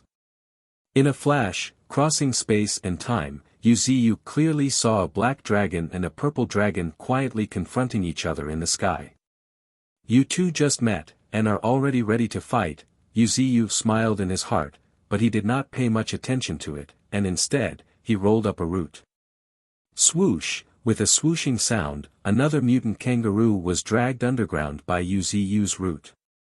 Then, with crisp shattering sounds, the Tier 3 mutant kangaroo was crushed to death, reduced into a mangled pile of flesh and blood, becoming nutrients for Yu.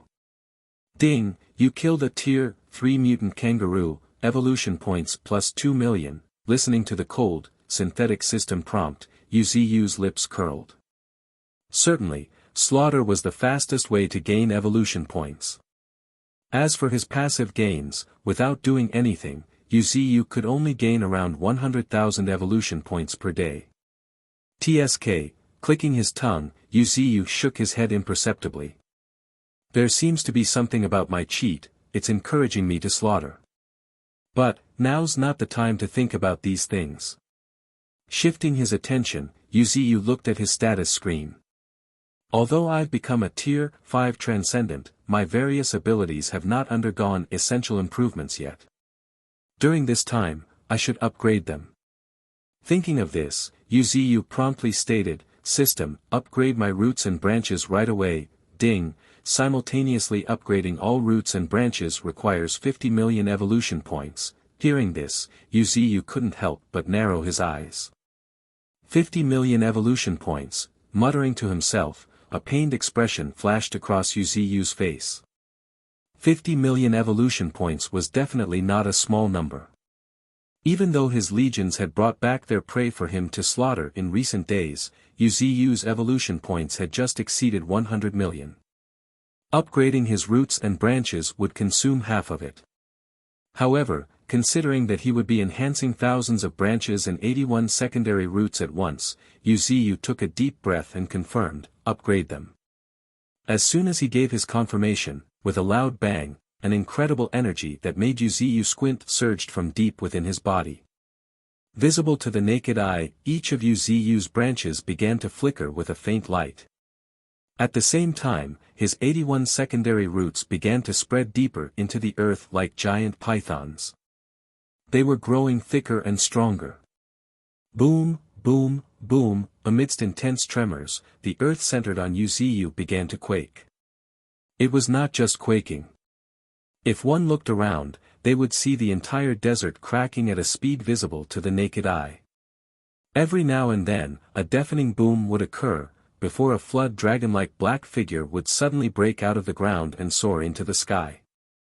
That was when the power surged to its peak. Yuziyu was unable to resist letting out a roar to the sky. He was also feeling a kind of indescribable excitement. With inexplicable roars, one of Yuziyu's secondary roots started changing, transforming into a hundreds meters long titanoboa, roaring in the night sky. On the other side, boom, boom, boom, one after another, Yuziyu's roots tore through the ground. The entire desert seemed like doomsday, and countless mutant beasts began a desperate exodus. But before they could flee far, swoosh, swoosh, swoosh, Yuziyu's countless rootlets transformed into giant pythons and started attacking those mutant beasts, as if they had come to life.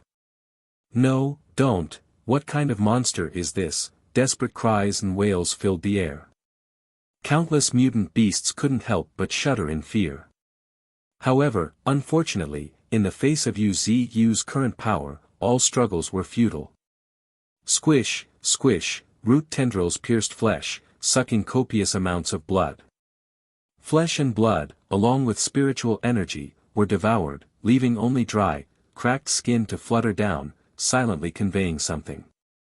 Just as Yuziyu's countless roots went on a rampage due to the enhancement.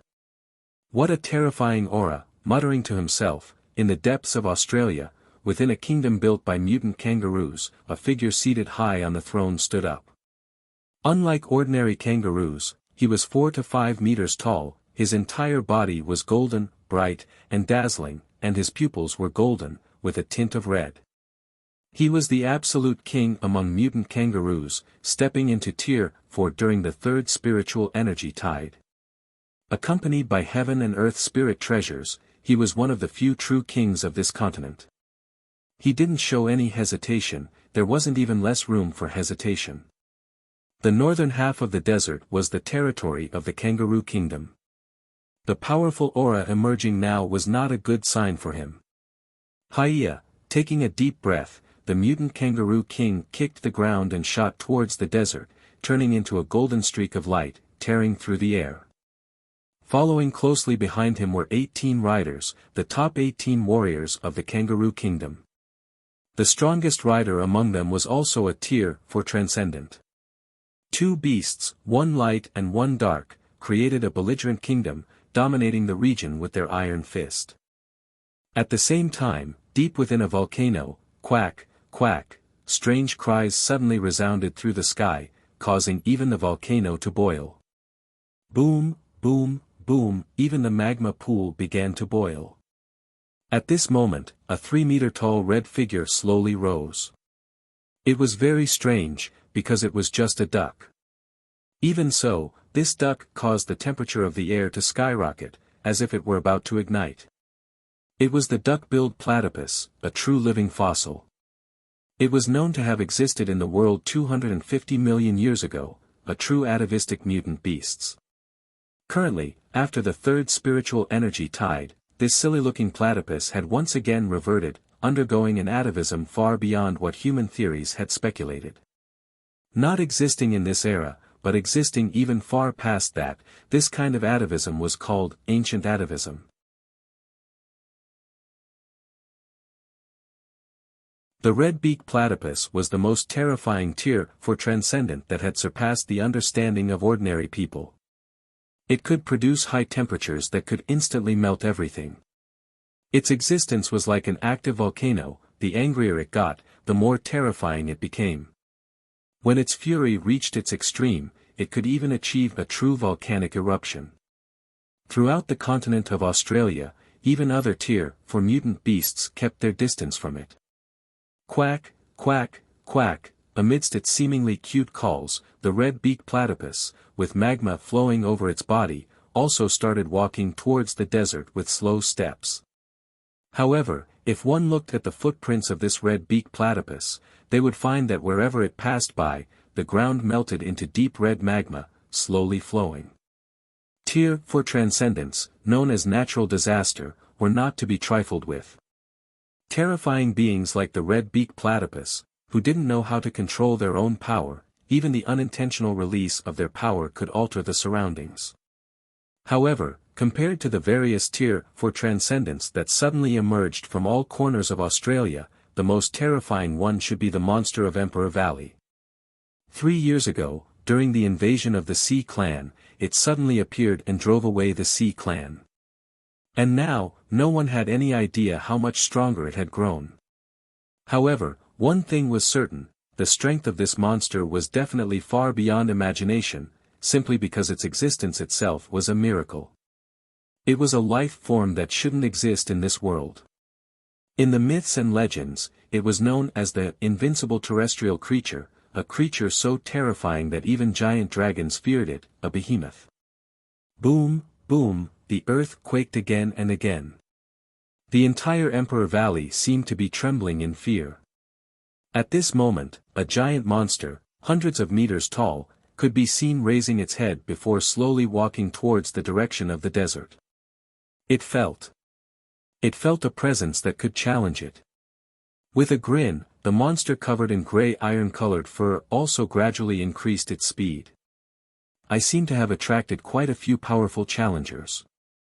Squinting his eyes, looking into the distance, Yu's lips curled. Revealing a bit of aura to attract these powerful guys was intentional on his part. The current him wouldn't need much time sweeping this continent. Compared to this continent, or even this planet, Yu's gaze was already focused on the myriad races in the universe. However, before that, he was looking forward to what terrifying existence this continent and this world could produce. As the previous continent had creatures like Nine Tails who possessed celestial fox bloodline and golden monkey who possessed the divine monkey bloodlines, it was likely that other creatures of other continents were no exception. As a matter of fact, although Misty Mountains was powerful, compared to the myriad races in the universe, they still lacked a lot. In order to really compete with them, more combat power was indispensable. The expedition to the Australian continent was more like a hunting trip. Yu couldn't help but grin in anticipation. Be that as it may, the most important to him at the moment was the gains after the consolidation and upgrades. As for whether these powerhouses could approach him, it was yet unknown. If they could not even get close to him, then there was no need for him to hunt. Well, Nine Tails, White Tiger, and the others are not that easy to deal with. With a smile in his heart, Yu also mourned silently for the powerful beings of this continent for 3 seconds. Immediately, he shifted his gaze to his status screen. Indestructible branch, level 5, after having inherited the racial characteristics of the immortal tree, the hardness, on top of the original, has increased to a whole new level, making it a whole lot sturdier than before.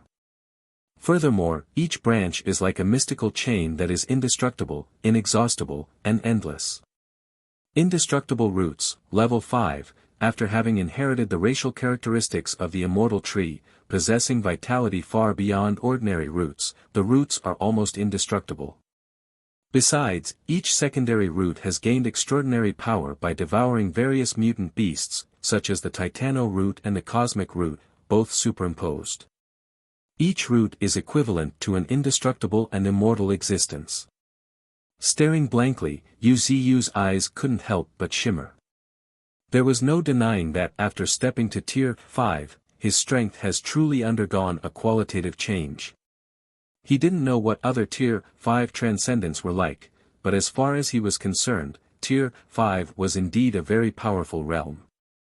If Tier 7, or even Tier 8 was a battle for Tao and Source, then Tier 5 and Tier 6 was the realm where life forms continue to move towards perfection. Currently, he has taken the perfect first step, indestructibility. Yu believed that when he had completely expanded the 7 space pockets of the 9 realms of heaven to the level of small worlds, his spiritual energy would almost be endless. He might be able to contend with Tier 7s relying on his true body. This was not arrogance, but confidence. Unparalleled confidence. Because Yu believed that at Tier 5, there would be no stronger Tier 5 transcendent than him. Similarly, at Tier 6, there would be no stronger higher tier life form than him. Exhaling a long, deep breath, Yu infused his spiritual energy into his branches. The next moment, swoosh, accompanied by the sound of something zooming through the air, a branch kept extending, cutting through the sky like a divine chain. Crack, with a loud snap, a huge mountain range in the distance was cut in half, leaving behind a mirror-like smooth gap. Amazing! Satisfied, Yu could not help but admire. This kind of power was no weaker than the full power attack from an ordinary Tier 4 transcendent. What was even more terrifying was that Yu's branch had reached a distance of hundreds of kilometers. What did this mean? It meant that everything within his perception was within his range of attack. As long as Yu wanted, he could kill all the enemies within his perception. However, at this moment, as if sensing something, Yu's pupils suddenly shrank as he looked towards the distance. In the east of the continent, a powerful life form was rushing over. Roar, giving out a long and resonant dragon-like roar, a green-skinned lizard was rushing over. No, it should be more apt to call it a green wyvern. A Tier 4 wyvern. Smiling, Yu turned his gaze to a nearby spot. As he had expected, White Tiger, who was watching over the ground from high above, suddenly let out a thunderous roar, as if sensing prey. "This is my prey," White Tiger shouted in excitement as powerful gusts of wind suddenly started blowing. The next moment, a powerful storm, visible to the naked eyes, swept towards the distant sky like waves. At the same time, the flickering dark patterns on White Tiger's body shimmered faintly. Innate divine ability, promote evil and condemn good, the divine ability to reverse yin and yang. White Tiger had been preparing it secretly. Both of them were Tier 4 transcendents, even White Tiger could not afford to be careless. No one had any idea what abilities this green Komodo dragon might have. If White Tiger was caught off guard, not to mention the languor to his life, it would be a blow to his reputation. However, White Tiger had not yet realized just how terrifying he was compared to the green Komodo dragon. Roar, his roar shook the sky as a streak of white light tore through the air, shooting towards the green Komodo dragon, surrounded by a storm. At this time, if one looked towards the ground, they would see that the storm caused by White Tiger as he flew through the sky was actually cutting through the earth. This was the Tier 4, the natural disaster class. In the past, Yu had imagined that every Tier 4 was no less than the monsters in his memories. Now, this has been proven true. For now, the storm caused by White Tiger sweeping through the sky was no less than the terrifying momentum of the fiery Rodden, whose heat wave would destroy an entire city whenever it flew across the sky. Ashish, behemoth in this is the behemoth from the Book of Job, a monster on par with Leviathan, a monster so strong that only God itself could defeat it.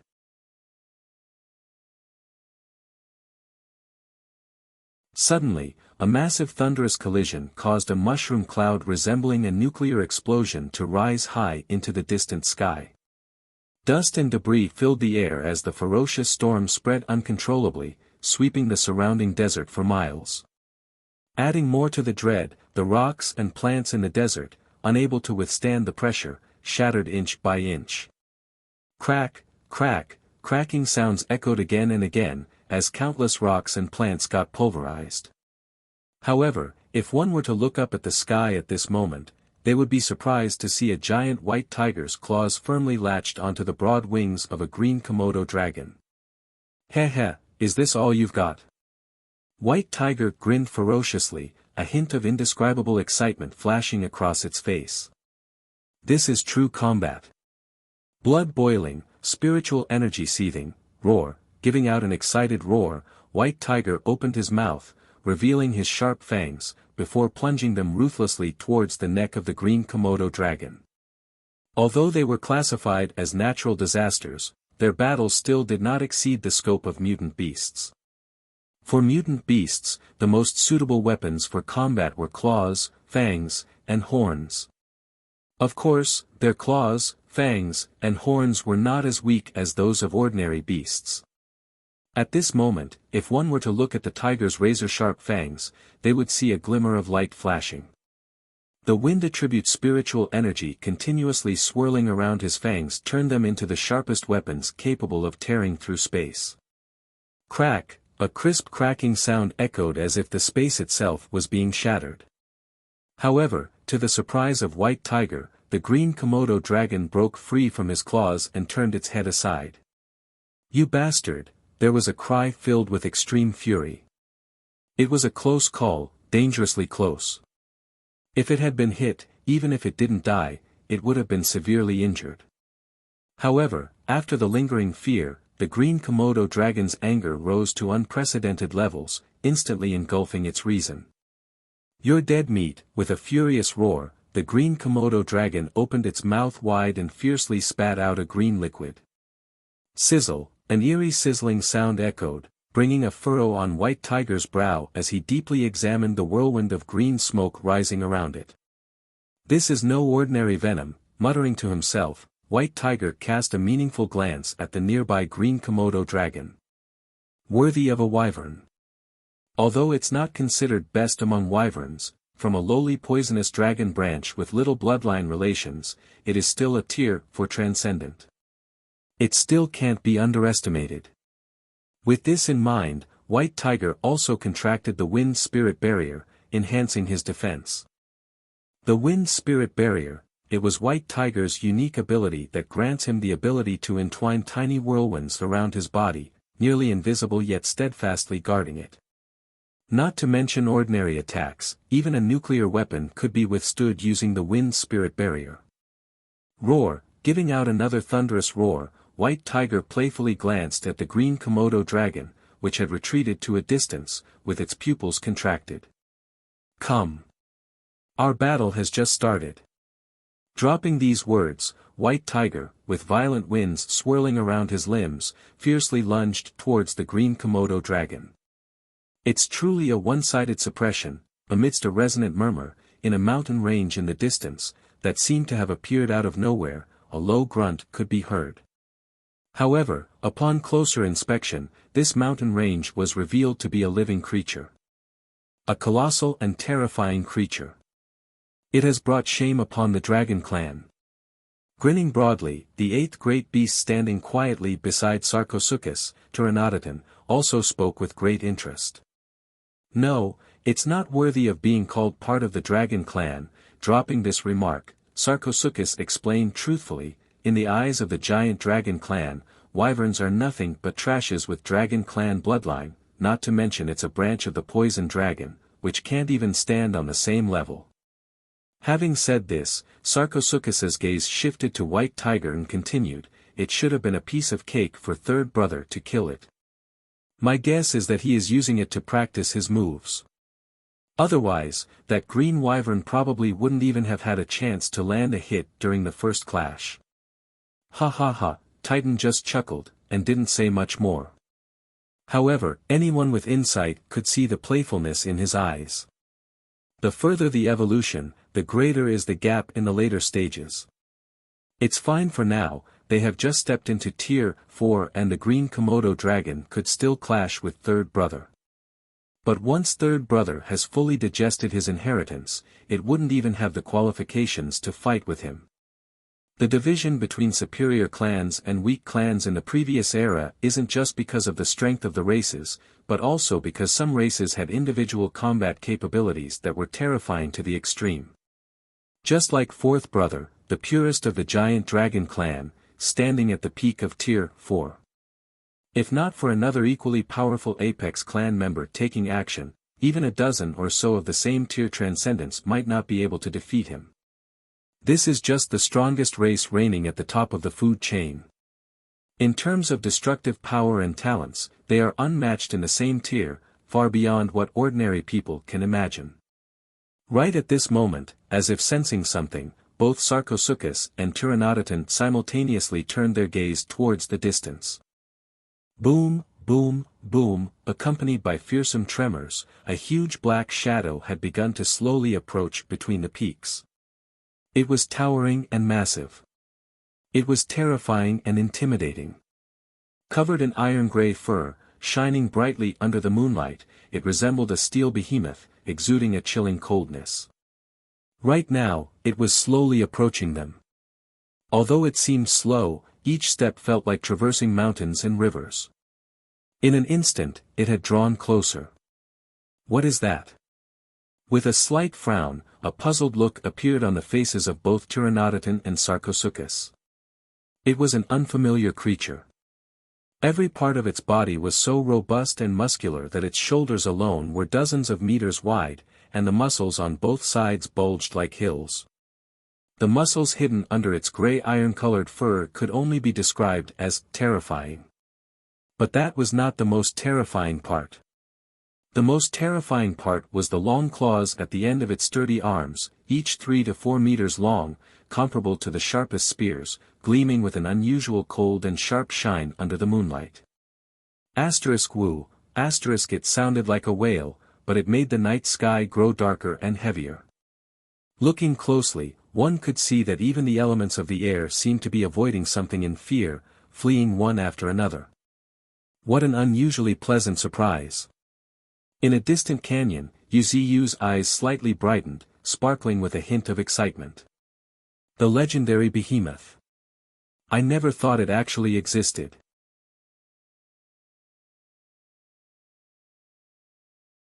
The behemoth was a mythical creature from the Western Bible. It was a mythical creature in the truest sense.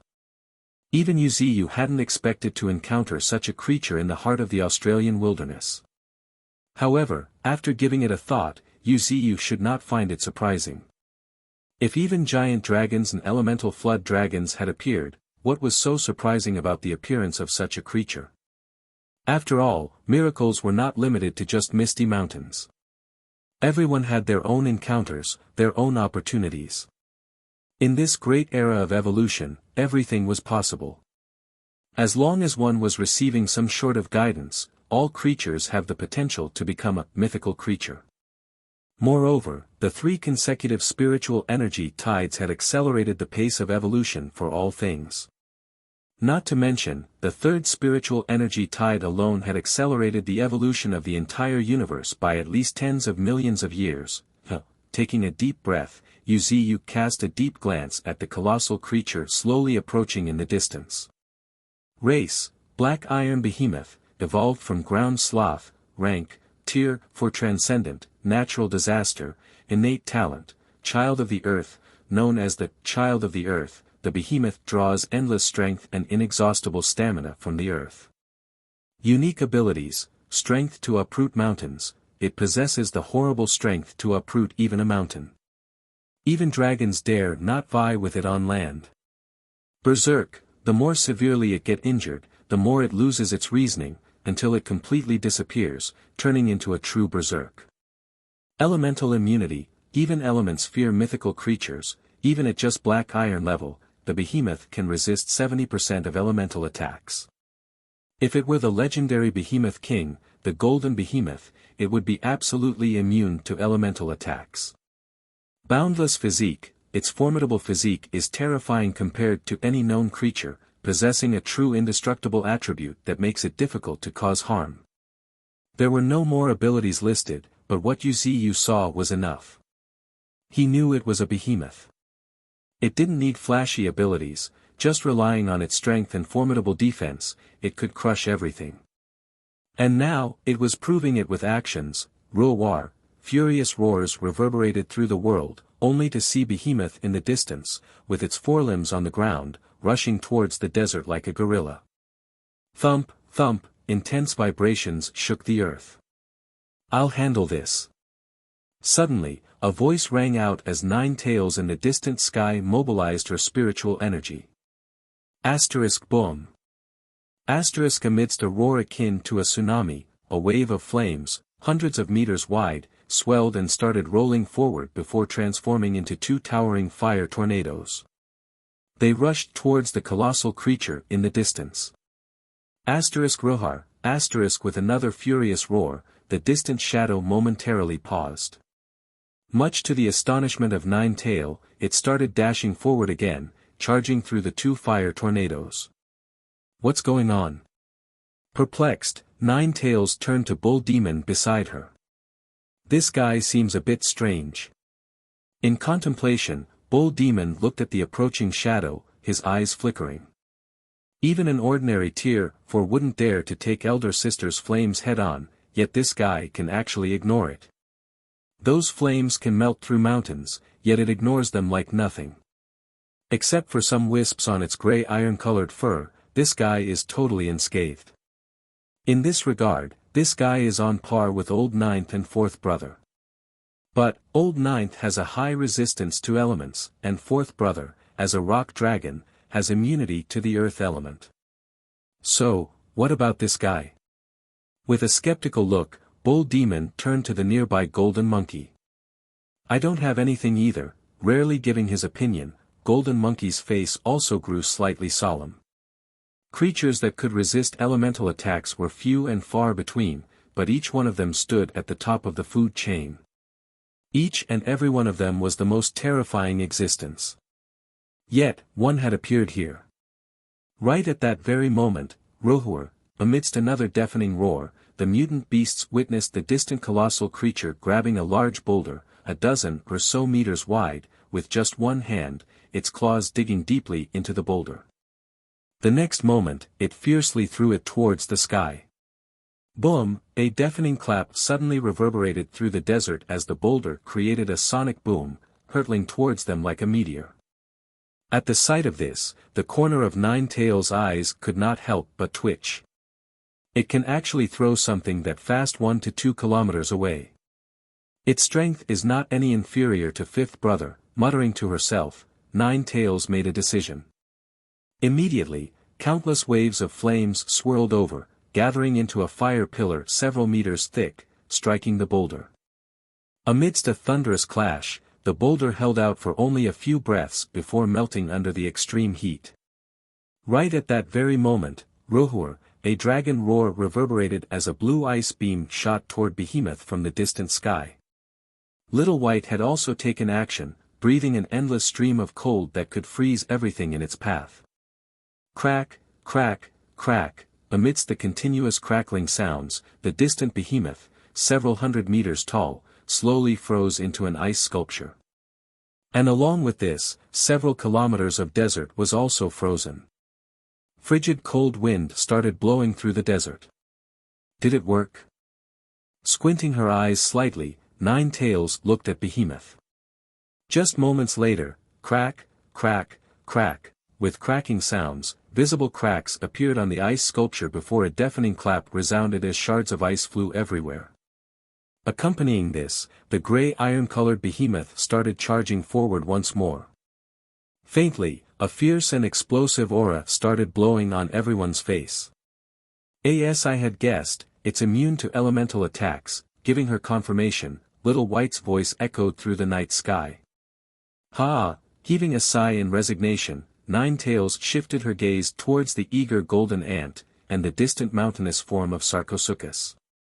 Then, she straightforwardly stated, "I'll leave this big guy to you." With that, Nine Tails, Little White, and other mutant beasts wisely retreated. They were not fools. Against a monster clearly resistant to their abilities, they would not fight it head-on if need be. Besides, Misty Mountains wasn't lacking close combat champions. Not to mention Golden Ant's fearsome strength, Sarcosuchus, known as the Flesh Crocodile, with his rock dragon-like formidable defense, was a close combat meat grinder that could handle such monsters.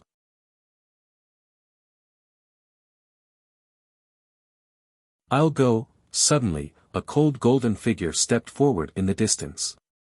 It was one of the most terrifying existences in Misty Mountains, Golden Ant. Since reaching Tier 4, he had yet to truly display his strength. However, one thing was certain, the current Golden Ant was extremely strong. Taking a deep breath, Golden Ant clenched his fists tightly, causing terrifying rumbles as if the very air itself was being crushed. With a step, Golden Ant's figure shattered the space like a mirror, transforming into a dark golden streak of light as he rushed towards Behemoth.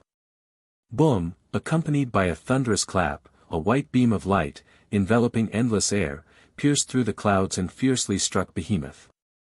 Boom! With another thunderous crash, countless mutant beasts witnessed the distant Behemoth stagger back several steps. Each step left a footprint several meters deep in the ground. Yet for some reason, all the mutant beasts felt an increasingly terrifying aura. Rohur, giving out a thunderous roar, Behemoth, with its grey iron fur dancing in the air, stared fixedly at the approaching dark golden figure with its scarlet eyes that resembled red lanterns in the night. It seemed both excited and thrilled. "Rohar, Rohar," with several more low growls, Behemoth suddenly raised its fist. The next moment, fist clashed with fist thunderously, creating visible shockwaves that sent countless ripples through the world. This guy can actually rival Fifth Brother in strength. What a joke! Even without his strength boost activated, Fifth Brother's terrifying strength is not something an ordinary Tier 4 can withstand. The mutant beasts of Misty Mountains broke into exclamation. Even White Tiger, fighting the green Komodo dragon in the distance, widened his eyes. When he had just broken through, he eagerly sparred with Golden Ant. The result, with just one punch, he was sent flying 1,000 meters, crashing through 2 mountains. Even now, White Tiger still felt a chill down his spine. Yet now, much to White Tiger's surprise, Behemoth managed to take Golden Ant's punch head-on.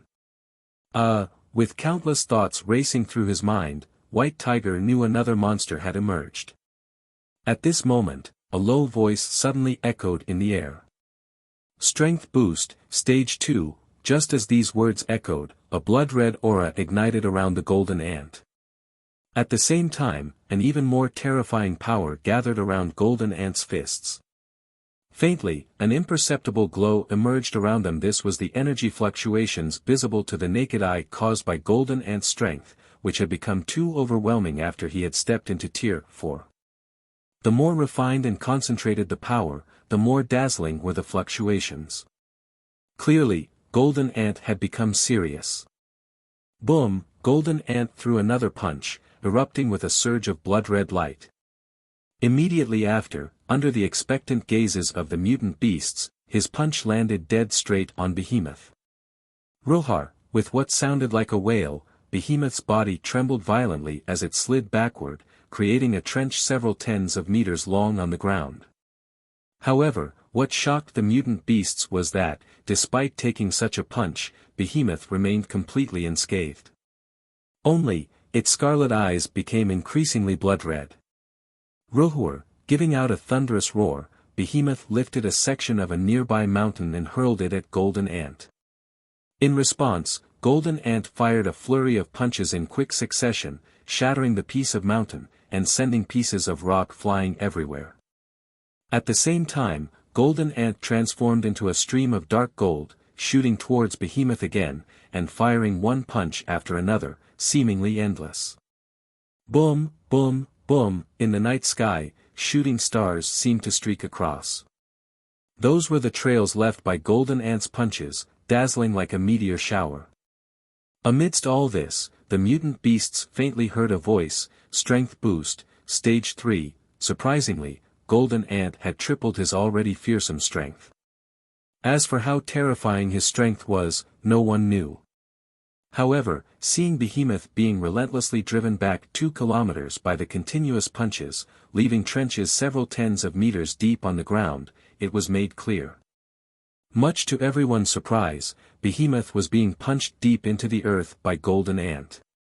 Even so, the mutant beasts did not show any signs of joy, simply because an increasingly violent aura was rising in the air, and an invisible pressure was slowly spreading.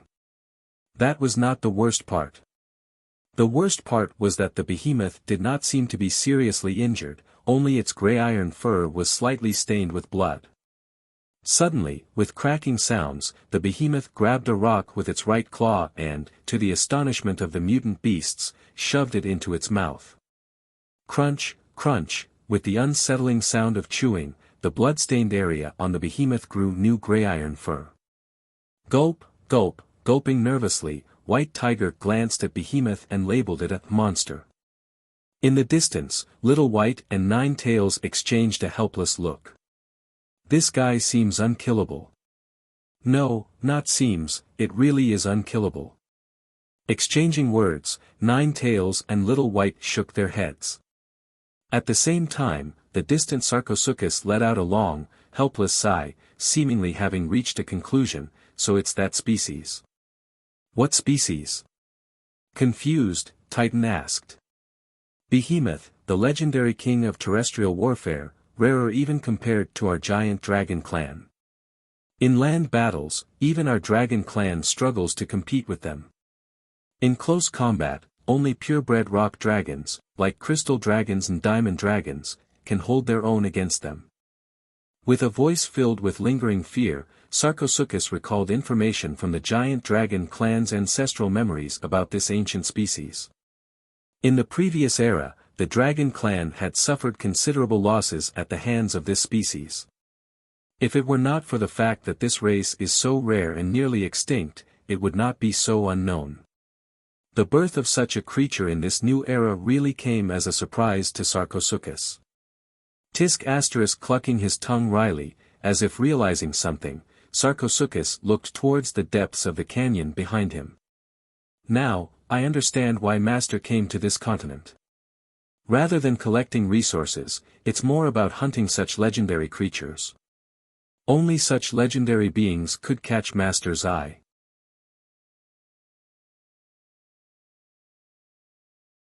At that moment, sensing Sarcosuchus' gaze, Yuziyu in the depths of the canyon smirked, muttering, "You've got quite the eye, huh?" With these words, Yuziyu's gaze shifted towards Behemoth that had been pounded deep into the earth by Golden Ant not far away. As tier for transcendence, Golden Ant's strength was indeed insurmountable. Unfortunately, Behemoth boasted terrifying defenses surpassing even that of Sarcosuchus and Brewmaster. Even more terrifying was its strength, which was inexhaustible as long as it stood on the ground. It could even recover from injuries by devouring rocks and even mountains. Such a monster was more fearsome than the steel progenitor, who had once stepped into tier 4. No wonder, it could contend with the giant dragon clan during its peak. Yuziyu hummed while recalling the steel element heart currently integrating within him. If everything goes well, I would soon be able to harness the power of the steel element heart. Thinking this, Yuziyu glanced with interest at the distant behemoth. In terms of strength alone, it's difficult to say who among Behemoth, Golden Ant, and Sarcosuchus, these three champions of close combat, will come out on top. If Golden Ant fails to finish off Behemoth before his strength declines, his small frame would surely suffer injuries from Behemoth's fists. He will not be killed. If he can't win, he can always escape. Yuziyu turned to look towards the other side. Sarcosuchus, on the other hand, can put up a good fight against Behemoth. However, given their enduring stamina and formidable physiques, determining a victor within a short span will be challenging. It wasn't that Wuxia was looking down on Sarcosuchus, rather, Behemoth's reputation as the champion of terrestrial warfare was not a self-proclaimed title, but one deeply earned through his fists. However, this is just a black iron behemoth. The truly terrifying among the behemoths is the gold behemoth, which is immune to all elements and possesses a body that is invincible. Just thinking about it gives me shivers. Sarcosuchus, why don't you go in with Behemoth? It's been so long since you broke through, and you haven't had a proper fight yet. Raising his gaze and noticing Sarcosuchus' eagerness, Wuxia gave the order directly. Yes, master. Sarcosuchus didn't refuse either, rather a wide grin appeared on his mouth. Thump, thump, thump, lifting his thick, stout legs, Sarcosuchus proceeded step by step toward the distant battlefield. As for besieging or anything of that sort, it was a trivial matter. After all, Behemoth was so tough that even besieging it might not result in its death, rather it might even make it more excited. The reason Wuxia arranged for Sarcosuchus to join the battle was simply to see if this black iron behemoth had any limits. Nonetheless, one thing was certain, Wuxia had set his sights on this black iron behemoth. You're destined to be a member of my sentinel, murmuring to himself, a hint of anticipation flickered in Wuxia's eyes.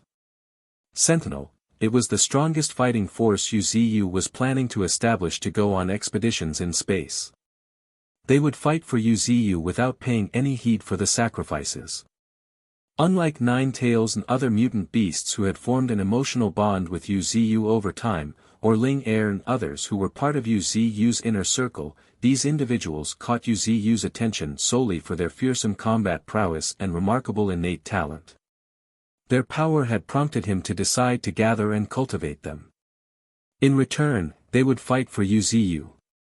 Since it was their sole purpose, even if they perished in battle, Wuxia would not regret it. Exploring stars will inevitably lead to casualties. And if death is inevitable, I can only choose to sacrifice unfamiliar individuals. As for Nine-Tails and other mutant beasts, they would serve as the final line of defense, guarding Misty Mountains and even this world when necessary. Thinking this, Wuxia admired his own ingenuity. Although this approach might seem unfair to the members of the Sentinel, it was the best solution Wuxia could come up with. Ha! Exhaling a long, deep breath, Wuxia's gaze shifted to the pocket of vitality. In the deepest part of the pocket of vitality was the sea beast King Beast, whose strength was sufficient to make him a member of Sentinel. Sentinels followed an elite path, with the base threshold being Tier 4 Transcendent. The reasons for this were self-evident. Apart from natural disaster-class entities, what other life forms could adapt to other planets, let alone compete with countless races in space? As for why they were fighting against the countless races in space. Grinning, Wuxia's lips curved into a cruel arc. According to the Dark Forest Law, every civilization in space was an enemy, and Wuxia completely agreed with this. So, from the beginning, Wuxia never intended to coexist peacefully. If he truly had to choose between killing and being killed, Wuxia preferred to be the hunter who hunted prey. Behemoth is more than capable of becoming a sentinel. What about you? Murmuring to himself, Wuxia's gaze also shifted southward across the continent.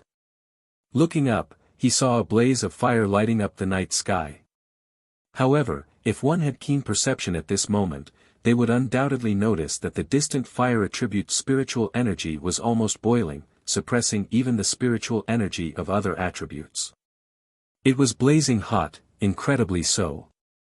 Melting even the ground into magma, even the mountains were slowly melting. Within the flames, the fearsome tyrant who had once pursued Golden Ant showed itself, the red-beaked platypus. Quack, quack, as it let out strange calls, increasingly scorching waves of flames surged towards Misty Mountains group. I'll handle this one myself. Grinning, as if she had discovered something delightful, Little White high up in the sky slowly flew towards the south of the continent. She was the epitome of cold, one who could control cold currents, summon frigid northern winds, and even freeze space. Yet now, she felt a faint sense of crisis. There was no denying it that this natural disaster class existence of fire attribute had piqued her interest. She was extremely excited. She was looking forward to battling this creature. Rohur, giving out a deafening dragon roar, Little White flicked her tail and shot toward south, leaving a winding trail of countless ice crystals that gradually dissipated from everyone's sight.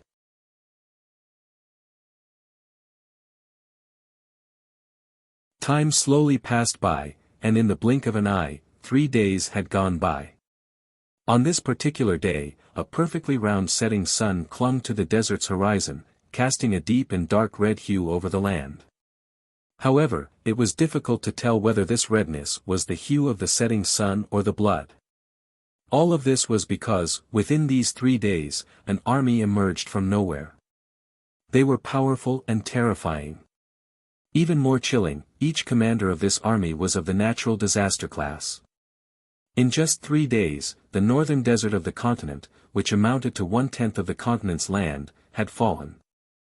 Nonetheless, this was not the most shocking part. The most shocking part was that kings of various mutant beasts had rushed to the desert but had not returned. Rumor had it that the center of the northern desert still echoed with furious roars and agonized howls. These were the kings of mutant beasts fighting for their territory. The lizard king of the mutant lizard tribe, Green Wyvern. The twin kings of the mutant kangaroo clan, Taro and Kree. And the red-beaked tyrant emerging from the depths of the volcano, Red-beaked Platypus. And also, the most terrifying existence from the Emperor Valley, Behemoth. Is this cataclysmic army really that terrifying? Gazing deeply in the direction of the desert, where the spiritual energy had already become chaotic, a bipedal mutant black cat pondered. She was the queen of the mutant black cat clan, but due to certain reasons, she had yet to reach Tier 4, thus relegated to a second-rate force on the continent. The army itself is not frightening, what's truly terrifying are its natural disaster class commanders. At this point, the mutant black cat that looked rather eerie with its 3 tails, turned pale. She was the 3-tailed spirit cat, one of the very few members of the black cat clan who had awakened their bloodline. Rumor had it that she would soon become the new queen of the black cat clan and lead them to glory. However, at this moment, seeing the black cat queen still somewhat doubtful, the 3-tailed spirit cat recounted, "When I sneaked in to observe, I saw the scrupulous yet dreadful lizard king struck by a massive tiger paw, sent crashing through several mountain peaks. I also saw Behemoth locked in a heated combat with a monster that resembled a mountain. The aftermath of their battle had split the ground within tens of kilometers." Recounting one tale after another, the 3-tailed spirit cat could not help but gasp. Even now, her limbs were completely cold. Everything was really beyond her imagination. She really could not digest that each and every king on this continent, who stood at the top of the food chain, would fall into such a dire state. Not to mention Behemoth, she couldn't even accept the fact that the Lizard King was in such a predicament. That arrogant king, who was always so conceited, was being toyed like a pet. Taking a deep breath, suppressing the turmoil in her heart, the 3-tailed spirit cat noticed that the black cat queen's expression had become grave. "What is it, your majesty?" With a sigh, the bipedal mutant black cat lamented, "The ruler of the continent is about to change. It really is going to change. Even if there are still some hidden Tier 4, natural disaster class kings who hadn't acted, the defeat of these kings is enough to determine the overall situation. This continent, known as the Mutant Beast Paradise, is likely to welcome a new master." Meanwhile, deep in the desert, Rohur, Rohur, Rohur, deafening roars shook the world. At this moment, the grey iron fur of Behemoth was stained red. Not far from it, the massive mountain-like body of Sarcosuchus was trembling slightly. However, he was not actually trembling, but rather his muscles were pulsing at a rate beyond comprehension, appearing like a tremor. However, it was this very motion that allowed Sarcosuchus to truly engage in a contest of strength with Behemoth. Boom! With another thunderous sound, the ground collapsed as Sarcosuchus, with his thick, short legs, charged towards Behemoth. Not far away, Behemoth, seeing this, grinned widely. Roaring, it spread its arms wide and tightly embraced the charging Sarcosuchus' head. There were no more actions, just the collision of two mountain-like massive figures. Neither backed down even an inch. Boom, boom, boom, one rumble after another echo. The terrifying force from their clashes transmitted to the ground caused it to constantly cave in under their feet. In just a few breaths, another tens of meters deep giant crater had appeared in the desert.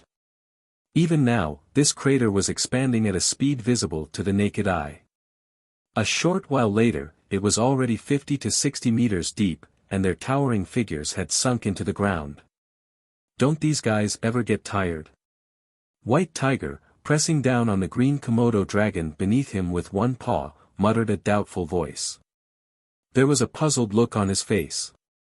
It had been 3 days, and even Golden Ant had quietly retreated to a corner to rest. But Behemoth and Sarcosuchus were still full of fighting spirit, battling evenly. Actually, many mutant beasts suspected that Sarcosuchus had not used his full strength. However, after thinking it over, they did not comment on it. Even if he did use his full strength, he might not be able to defeat Behemoth and would instead consume more stamina and spiritual energy, which clearly was not worth it. This is no longer just a battle, more importantly, it's a contest of indomitable will. Shaking her head helplessly, Nine Tails also shared her view. Okay. White Tiger was rendered speechless, but he also agreed with it. Not just the battle here, but a magnificent scene of ice and fire on a more distant battlefield also caught the eyes of the mutant beasts. In the desert, amidst the scorching marks left by what seemed like volcanic eruptions, soul-freezing cold winds howled. Looking up towards the sky, they could see little white coiled with interest around ice pillars that shot up to the sky. Below her was a seemingly cute platypus, with flame patterns winding around its body. When it circulated its spiritual energy, weak flames ignited around it once again. It did not appear to be in a good shape, because there were traces of frost on its cheeks, as if it might freeze at any moment.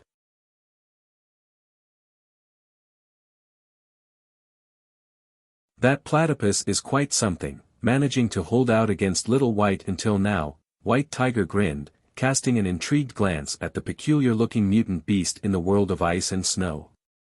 It resembled a duck with a flat beak, but its entire body was entwined with red, magma-like patterns. However, compared to before, these patterns had dimmed, and its cute face had a trace of indescribable exhaustion. Looking closely, countless frost crystals had turned its black fur white. Don't underestimate it, a sudden reminder interrupted White Tiger's teasing. What's the matter? White Tiger was slightly taken aback, seemingly catching the underlying meaning of Nine Tails' words. It's more terrifying than you think. Giving another warning, Nine Tails cast a deep glance at the figure in the frozen world, which seemed about to turn into an ice sculpture. Boom, boom, boom, inexplicable rumbles echoed in the void. However, these rumbles were beyond the perception of ordinary mutant beasts. Even a Tier 4 transcendent like White Tiger failed to notice them. However, Nine Tails could hear them. She could feel the invisible pressure, continuously gathering. It gave the impression of a volcano, being suppressed to the extreme, only to erupt more powerfully next time. Currently, Red Beak Platypus was just like that. With each hit, its heart resonated with fire elements in the void. In the unseen depths of the earth, a massive amount of fire elements converged beneath Platypus' feet. 100 meters. 1,000 meters. 3,000 meters. With ever more majestic convergence, countless fire elements were concentrated in one spot, staining the ground red, even melting it. Has this platypus comprehended the potential of volcano? Muttering, Yuziyu, hidden deep in the canyon, cast a thoughtful glance at the platypus. Potential, the potential of the world. Potential, after reaching Tier 3, was necessary to step into the realm of the Emperor of the world. Wuxia, few could truly wield the power of potential. This was not a power that ordinary beings could control. Yet, Wuxia could see the potential of volcano in this red-beaked platypus. The terror of a volcano lay not in its scorching heat or engulfing magma. Its true terror was the destructive force of its eruption. Just imagine, the power of an active volcano accumulating over millions of years, waiting for millions of years, just for that earth-shattering eruption. As a matter of fact, the instantaneous eruption of a supervolcano could dramatically change terrain, alter the world's weather, and bring global disasters. If this red-beaked platypus managed to reach the apex of Tier 4, it would be comparable to a supervolcano, capable of affecting the planet's entire ecosystem. While the current red-beaked platypus may have not reached that terrifying state, it should never be underestimated. In the world of extreme cold, where Little White could freeze everything, it was suppressing and waiting. Every moment and every second, a little bit of force was accumulating, like a volcano, continuously building up. Crack, suddenly, a cracking sound rang, as if a critical point had been broken. The next moment, the deep red patterns on the red-beaked platypus brightened up and started flowing like red-hot magma. At the same time, a red-hot, magma-like glow flashed deep in the platypus's eyes. Volcano eruption, a hoarse voice echoed in the sky. Immediately after, the layer of ice freezing the ground brightened, before a volcanic immediately after, in the astonished gazes of countless mutant beasts, a volcanic vent appeared beneath the ice layer. Even the sound of magma flowing was audible. Just looking at the volcanic vent, covering thousands of meters of ground, not to mention other mutant beasts, even Little White's face changed drastically. When? In a voice full of disbelief, Little White cast a complex look at the platypus.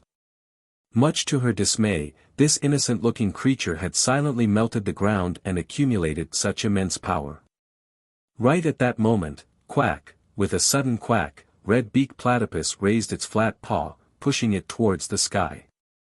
At the same time, an unprecedented tremor shook the ground. Crack, crack, the layer of ice continuously cracked, while the ground began to quake. Beneath the red-beaked platypus, the massive volcano started to erupt little by little. Apparently, the power of the volcano was so immense that even it could not control it. But in an instant, with a thunderous roar, a pillar of fire wrapped in magma shot into the sky, tearing through the clouds, the sky, everything. It tore the entire sky over the desert apart. Looking up, the entire sky turned crimson. The volcanic eruption, towering tens of kilometers high, drew all eyes. Little White, crying in shock, one after another, the faces of Nine Tails, White Tiger, and other mutant beasts changed drastically, looking at the sky engulfed by the volcanic pillar in horror. After all, Little White had been completely engulfed by the 100 to 200 meters wide pillar of magma. However, this appeared to be just the beginning. Boom, boom, boom, with a series of deafening roars, countless magma streams, resembling meteor showers, rained down on the entire desert. The unprecedented attack range and colossal eruption terrified every mutant beast. Not only within the desert, but even outside it, all the mutant beasts witnessed massive magma streams, tens of meters wide, hurtling toward them. The red-beaked tyrant, that bastard has gone crazy. Forcing red-beaked tyrant this hard, these cataclysmic legion soldiers are impressive. Amid exclamations and jesting, voices echoed across the Australian continent. The red-beaked tyrant was not a title for show. Compared to Behemoth, it was truly terrifying. Its fearsome attack did not discriminate between allies and enemies, and was enough to easily erase a corner of the continent.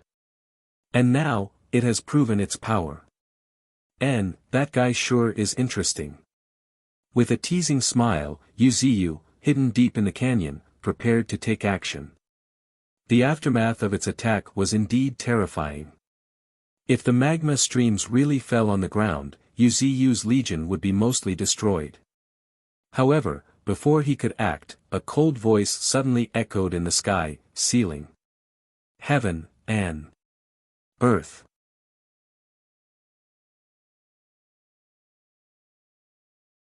Sealing heaven and earth. The voice resonating through the sky sounded like the world had spoken.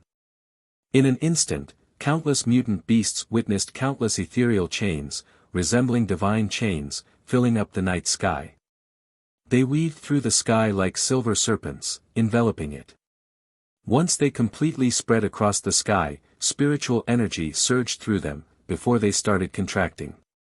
Clatter, clatter, amidst rattling of chains, the countless mutant beasts on the ground witnessed the impending meteor shower of magma get confined within a giant net woven by the ethereal chains.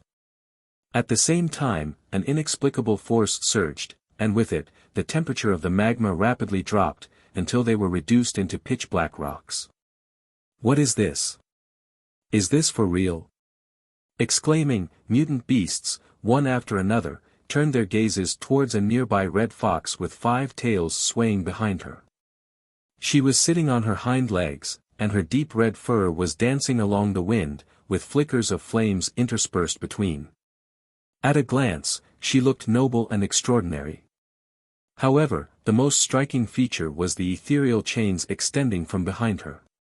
Sealing heaven and earth, seals spiritual energy, locks power, softly whispering, 9 tails flickered her tail. Boom, with a deafening crash, the magma, now bound by countless chains in the night sky, was smashed down towards the desert.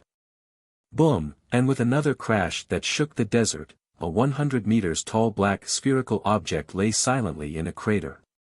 This was the elder sister of the 9 great beasts, 9 tails. Apart from dealing with unreasonable monsters like Behemoth, all other mutant beasts were naturally suppressed by her. As the most mysterious celestial fox, her means and power were beyond the comprehension of not only transcendents of the same tier but even Wuxia. There was a faint feeling that the power 9 tails touched upon involved the so-called Tao, or origin, these sacred and ineffable concepts. It's about time, murmuring softly, Wuxia, standing quietly deep in the canyon, looked into the distance. The massive volcanic eruption had sent a pillar of magma into the sky. And as the pillar of magma gradually disappeared, it left volcanic ash lingering through the sky and earth. Amidst this gray sky, a figure slowly emerged, a chubby figure with a flat and long duckbill. It was covered in fiery red patterns which were gradually dimming. However, what left everyone even more surprised was that its entire body was trembling. Quack, with a weak quack, the figure wobbled. Not even you can withstand the release of such massive power, huh? Mumbling softly, Wuxia raised his arm. Immediately, tremors shook the ground as a pitch-black root broke through the red-hot ground beneath the red-beak platypus. Even the intense heat couldn't burn Wuxia's root. The root coiled around the powerless red-beak platypus, which had no strength left to resist. Then, boom, with a roar, a green vortex appeared in the air. Without a moment of hesitation, Wuxia controlled the root to carry red-beak platypus into the pocket of vitality. Although red-beak platypus seemed fine on the surface, the devastating attack that could wipe out the entire desert had caused immense damage to its body. To launch such a devastating attack, it had to bear the pressure of spiritual energy within its body every second. The more it compressed it, the stronger the power it gained. However, this cycle of gaining power and internal backlash was increasingly severe. By now, its internal organs were almost melted. Fortunately, Wuxia was there. As soon as the red-beak platypus entered the pocket of vitality, countless streams of life essence rose like fountains of water before enveloping it. At the same time, the terrifying vitality continuously repaired the red-beak platypus' damaged body. Shortly after that, boom, with another rumble, much to the red-beak platypus' dumbfoundment, a green vortex opened again, with deafening roars coming through the vortex. Rohur, rohur, rohur, amidst a series of reluctant roars, a hundreds of meters tall, ferocious figure covered in gray iron fur slowly walked out of the green vortex. Heal up, so you can fight well in the future. And trust me, soon, I'll take you to another star, where you'll engage in one thrilling battle after another." These words, like a devil's whisper, echoed in the pocket of vitality, making the slowly advancing giant beast grin. "Humph. Humph. You, better, not, deceive, me." With a hoarse and rough voice that seemed unused to speaking, Behemoth quickly found a corner to settle down, leaning against a giant tree. That giant tree was precisely the phantom of the heaven-connecting Jinmu. At this moment, the phantom was already 50 to 60% tangible, making it hard to distinguish reality from illusion at a glance. This was the fruit of the last 3 days. As Yu's legion swept across the desert, countless prey were slaughtered by his roots. Cold notification, almost endlessly, echoed in Yu's ears. In just 3 days, Yu had harvested 1 billion evolution points. 1 billion, a huge figure. Even with each tier 3 mutant beast worth several million points, it was still an exaggerated amount. Of course, this also reflected how much each of Yu's roots was soaked in blood over these days. Evil Tree, Blood-Soaked Demonic Tree, each title he was given was proof of the heavy slaughter carried out by Yu.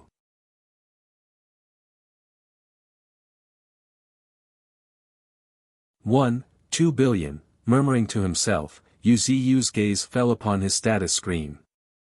There was no denying that these many evolution points were quite terrifying. So much so, Yu being seen as an executioner or devil by many mutant beasts was not a surprise. However, that was not all that he gained. In addition to harvesting evolution points, Yu also extracted a horrible amount of spiritual energy, flesh and blood. The spiritual energy was absorbed for his own needs, while the flesh served as nutrients for his body. He even kept high-quality souls. Eating people without spitting out the bones, these words perfectly describe Yu now. Reflecting on this, Yu decided to continue. This world was destined to be ruled by the strong. Furthermore, he had restrained himself and his legion very well. For example, mutant beasts that had not transcended and those of Tier 1 were spared from slaughter. Pluck the fruits not the plant. This was a principle Yu instilled in the mutant beasts like 9 tails. Upon learning this, even Golden Monkey looked at Yu with a peculiar gaze.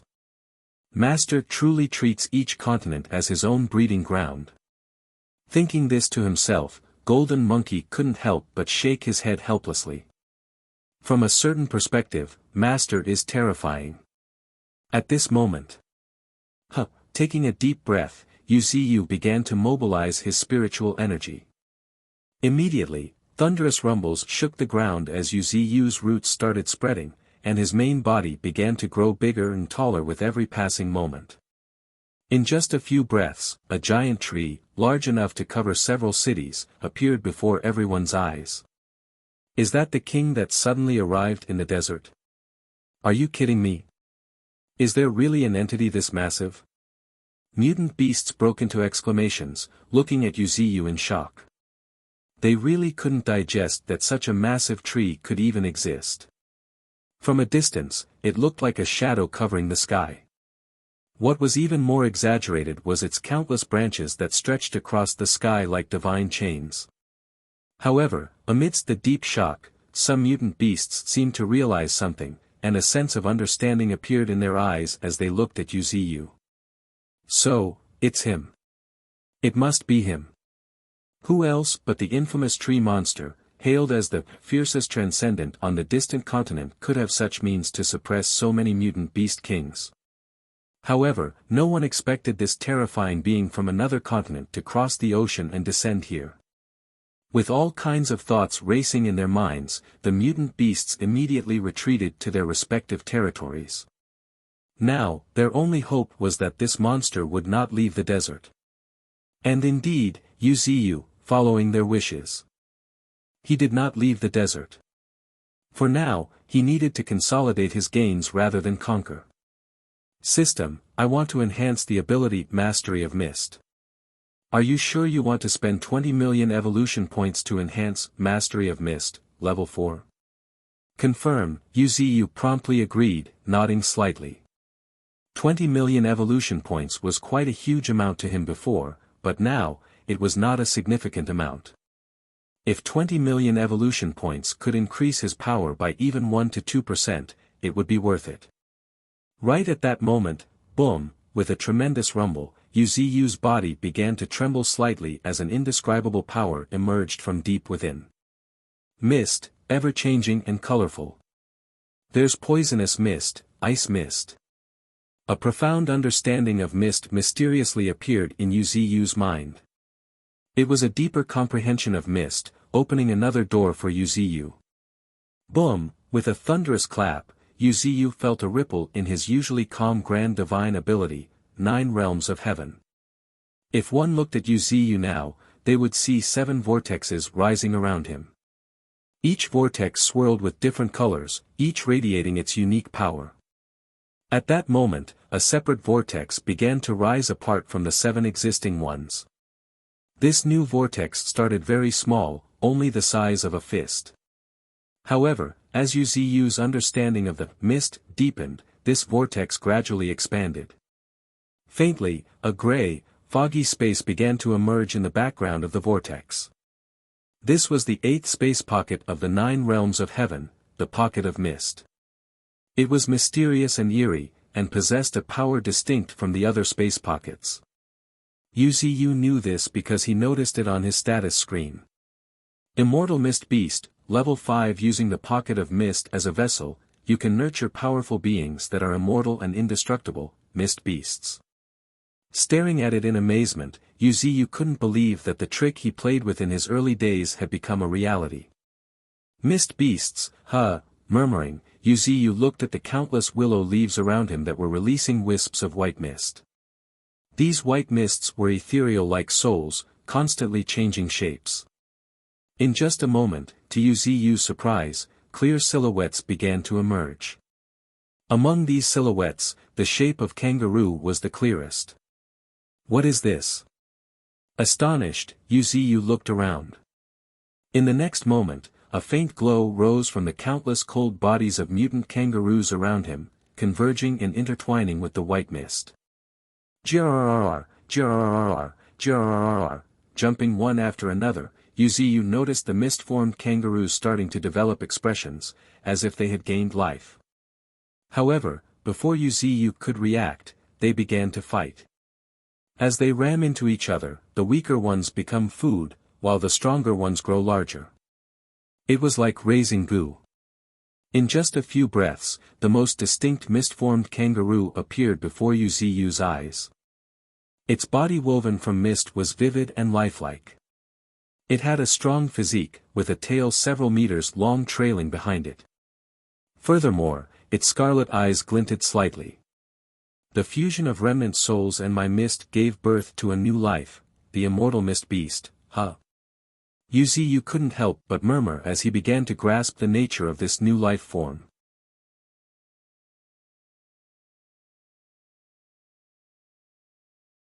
The immortal mist beast marked Yuziyu's first tier 5 offensive ability. As its name suggested, the mist beasts were truly immortal. This ability was both eerie and powerful. These mist beasts, true to their name, do not die but gradually lose their spiritual essence over time. However, with the existence of the pocket of mist, it cleverly circumvents this issue. In other words, the pocket of mist, the newest addition to Yuziyu's grand divine ability, the 9 realms of heaven, was specifically designed to house the immortal mist beast. Each immortal mist beast could enter the pocket of mist, choosing to either slumber or grow slowly. Of course, their growth was not that simple. Actually, these immortal mist beasts grow primarily by devouring the souls of their kind. In simple terms, the mist-formed kangaroo in front of Yuziyu could only grow by consuming the souls of mutant kangaroos. Come here. As Yuziyu beckoned, the mist-formed kangaroo in the distance hesitated slightly before slowly approaching, as if it had understood. It gave a deep bow. Only at tier 3, sensing the aura of the mist-formed kangaroo, Yuziyu couldn't help but have a wry smile appear on his lips. For someone of his current power, tier 3s were hardly worth mentioning. After all, he could easily wipe out tier 3 transcendence with a wave of his hand. However, after a moment, as if a thought occurred to him, Yu's gaze shifted and focused on a spot not far away. There, he saw 2 tier 4 mutant kangaroos, the twin kings of the mutant kangaroo clan. Unfortunately, they hadn't been very lucky. On the way here, they ran into Little Tenth, and the Dark Dragon. These two quickly dealt with the kangaroos and brought them back to Yu. If sacrificing these 2 tier 4s can help you advance, while hesitating, Yu's eyes sparkled. If immortal mist beasts could reach tier 4, they would be a formidable combat force. After all, with a formless body, these creatures were immortal and indestructible. They would be difficult to deal with. When Yu first created the mist beasts, it was clear that even when dispersed, they could reform. Now, these immortal mist beasts were even more terrifying and mysterious. If nurtured properly, Yu would indeed gain a powerful trump card. Moreover, the most frightening aspect was that Yu was not just raising a single immortal mist beast. Looking up, he saw tens of thousands of mist-formed kangaroos lining up in the void. They resembled an army, perfectly synchronized. They looked so daunting that even Nine Tails, White Tiger, and other mutant beasts dared not look at them directly. This desert was the territory of the mutant kangaroo clan. In the past 3 days, countless mutant kangaroos had perished at the roots of Yu. Thus, the immortal mist beasts, formed by fusing the remnant souls of the mutant kangaroos, all took on kangaroo form. However, considering most of them hadn't reached even tier 0, White Tiger forcefully suppressed his laughter as he remarked, "They look quite impressive, but they're too weak." Huh. This immediately caused the corner of Yu's eyes to twitch, but he pretended not to hear the comment. Else, he would have given that cat a slap. The ability, Immortal Mist Beast, required nurturing to truly showcase its power. At present, among the tens of thousands of mist-formed kangaroos, only 4 had reached tier 3, and that too was only because of continuous mutual devouring. If they devour those 2 tier 4 mutant kangaroos, they should be able to advance to tier 4, murmuring to himself, Yu finally made up his mind. In the next moment, he raised his hand, creating a vortex of mist with a deafening clap, and the 2 tier 4 kangaroos were sucked into the newly formed pocket of mist. Simultaneously, sensing Yu's intent, with successive swooshes, countless figures of white mist transformed into streaks of mist, all shooting towards the mist vortex. Faintly, roars and grunts of joys and excitement could be heard. "I hope my efforts will be worth it." With a sigh, Yu suppressed the sense of pity rising in his heart. Using 2 tier 4 mutant kangaroos to enhance the immortal mist beasts should be worthwhile. More importantly, Yu had noticed a subtle connection between the pocket of mist and the immortal mist beasts. The stronger the immortal mist beasts became, the faster the pocket of mist would expand. In other words, the pocket of mist would be Yu's first space that didn't require many resources. This immediately brought a smile to Yu's lips. He was extremely pleased and satisfied. After all, he was currently feeling overwhelmed by the demands of the other 7 space pockets. Their resource needs were truly daunting. However, that was not all. In the past 2 days, the 9th space pocket of his grand divine ability, 9 Realms of Heaven, was also on the verge of being created. The emergence of the pocket of mist was a pleasant surprise. Initially, Yu had intended to create a pocket of darkness. All of this was because. Shifting his gaze slightly, Yu looked at a black dragon in the distance. The dark dragon, Ned, was once the most striking mutant beast in Australia. Now, after the 3rd spiritual energy tide, he had reached tier 4, fully shedding his wyvern bloodline to become the deepest darkness, Dark Dragon. A diabolical dragon capable of controlling darkness and devouring everything. Currently, this dark dragon was crouching quietly on an empty patch of ground. And next to him lay the lightning dragon, Little Tenth, albeit reluctantly. Right at that moment, as if sensing Yu Ziyu's gaze, Ned turned his head slightly and stated in a cold voice, "Thank you." These simple words carried a wealth of meaning. Yu Ziyu naturally understood his intent. One was gratitude for Yu Ziyu nurturing the lightning dragon, his child, to this point, and the second was for arranging little Tenth to meet him. "No need, it's what I should do," responding, Yu Ziyu also took a deep look at the dense dark element around Ned, which was thick enough to swallow light. After a moment, licking his lips, Yu Ziyu bluntly asked, "You have a dark elemental mine, right?" Momentarily stunned, Ned looked at Yu Ziyu with suspicion. However, after a moment, as if realizing something, he stated on his own, "Send your subordinates to fetch it." "Great." Grinning, Yu Ziyu was satisfied. This was precisely his intention. For a pure dark elemental mutant beast like Ned, it was impossible for Yu Ziyu to believe he could have reached his current state without the support of a dark elemental mine. So, Yu Ziyu had long had his sights set on the rare dark elemental mine. After absorbing the dark elemental mine, Yu Ziyu would be able to truly create the pocket of darkness. This way, the 9 realms of heaven would live up to its name, having 9 realms in reality.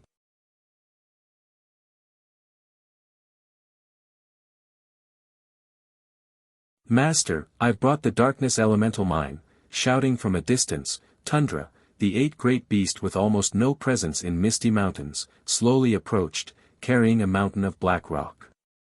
Now, the mammoth, Tundra, stood at a towering height of 200 to 300 meters. From afar, he was truly a terrifying sight to behold.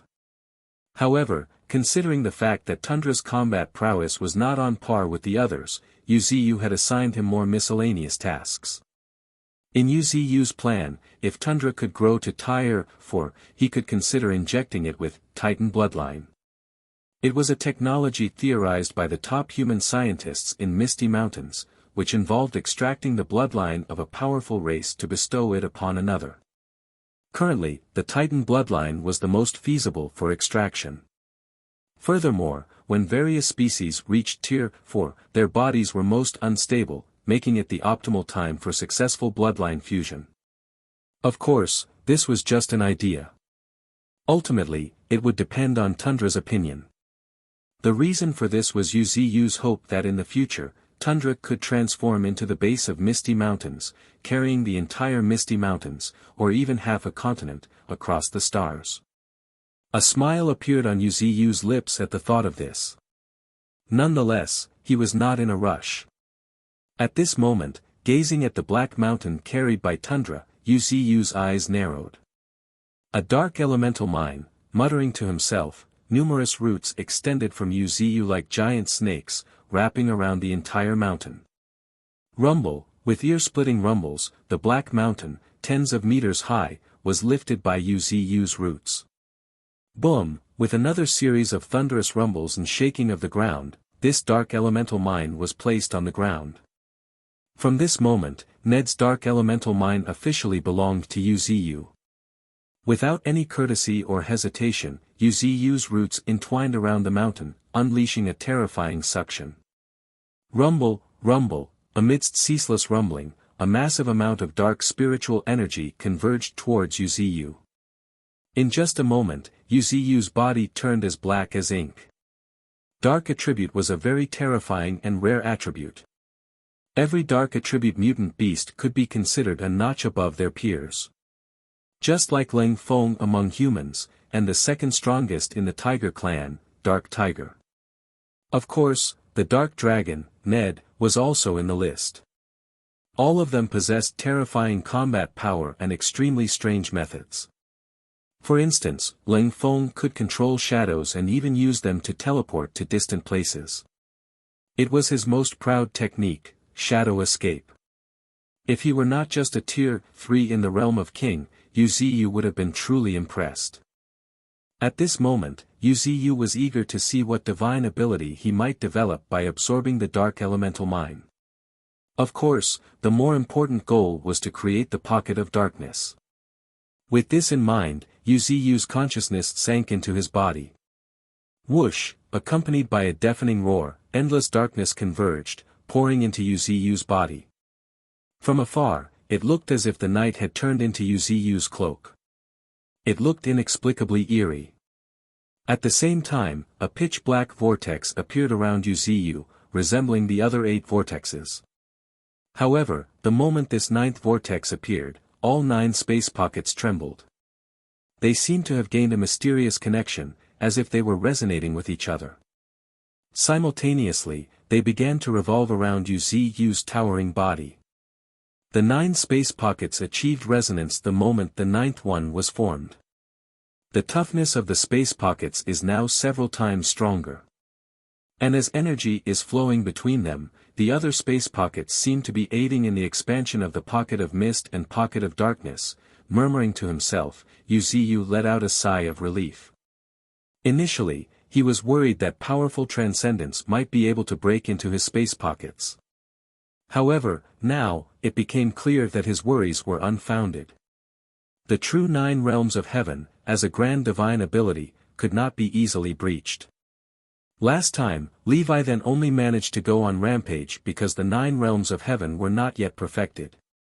However, now, with the 9 realms acting as one, they had formed a small world. It was impossible for anyone below Tier 5 to breach it.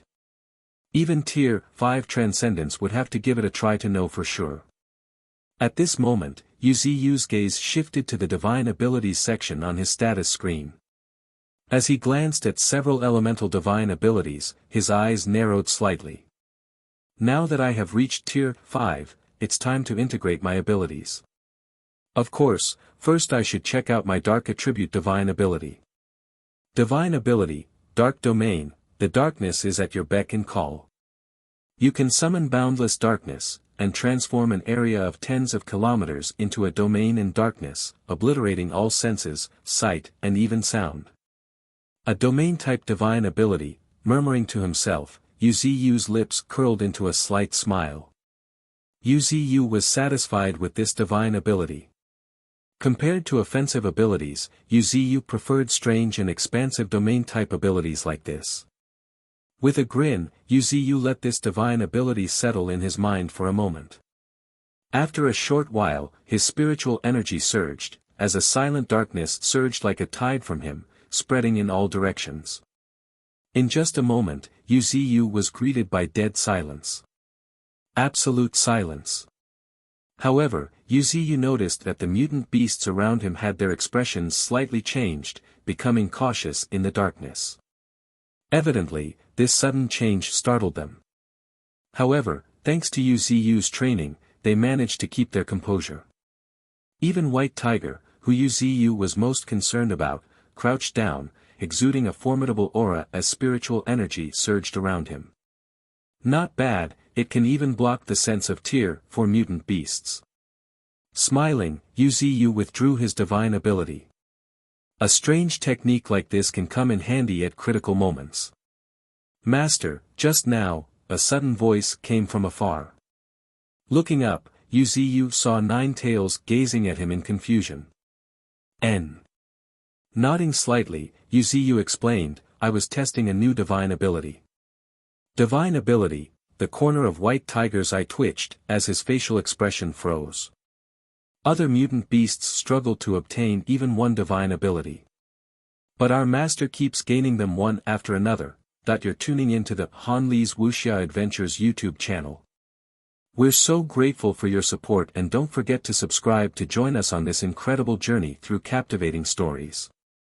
Your generosity through donations truly makes a world of difference, as it's the primary source of revenue that allows me to expand and enhance this channel for you. Thank you from the bottom of my heart for being a part of this adventure.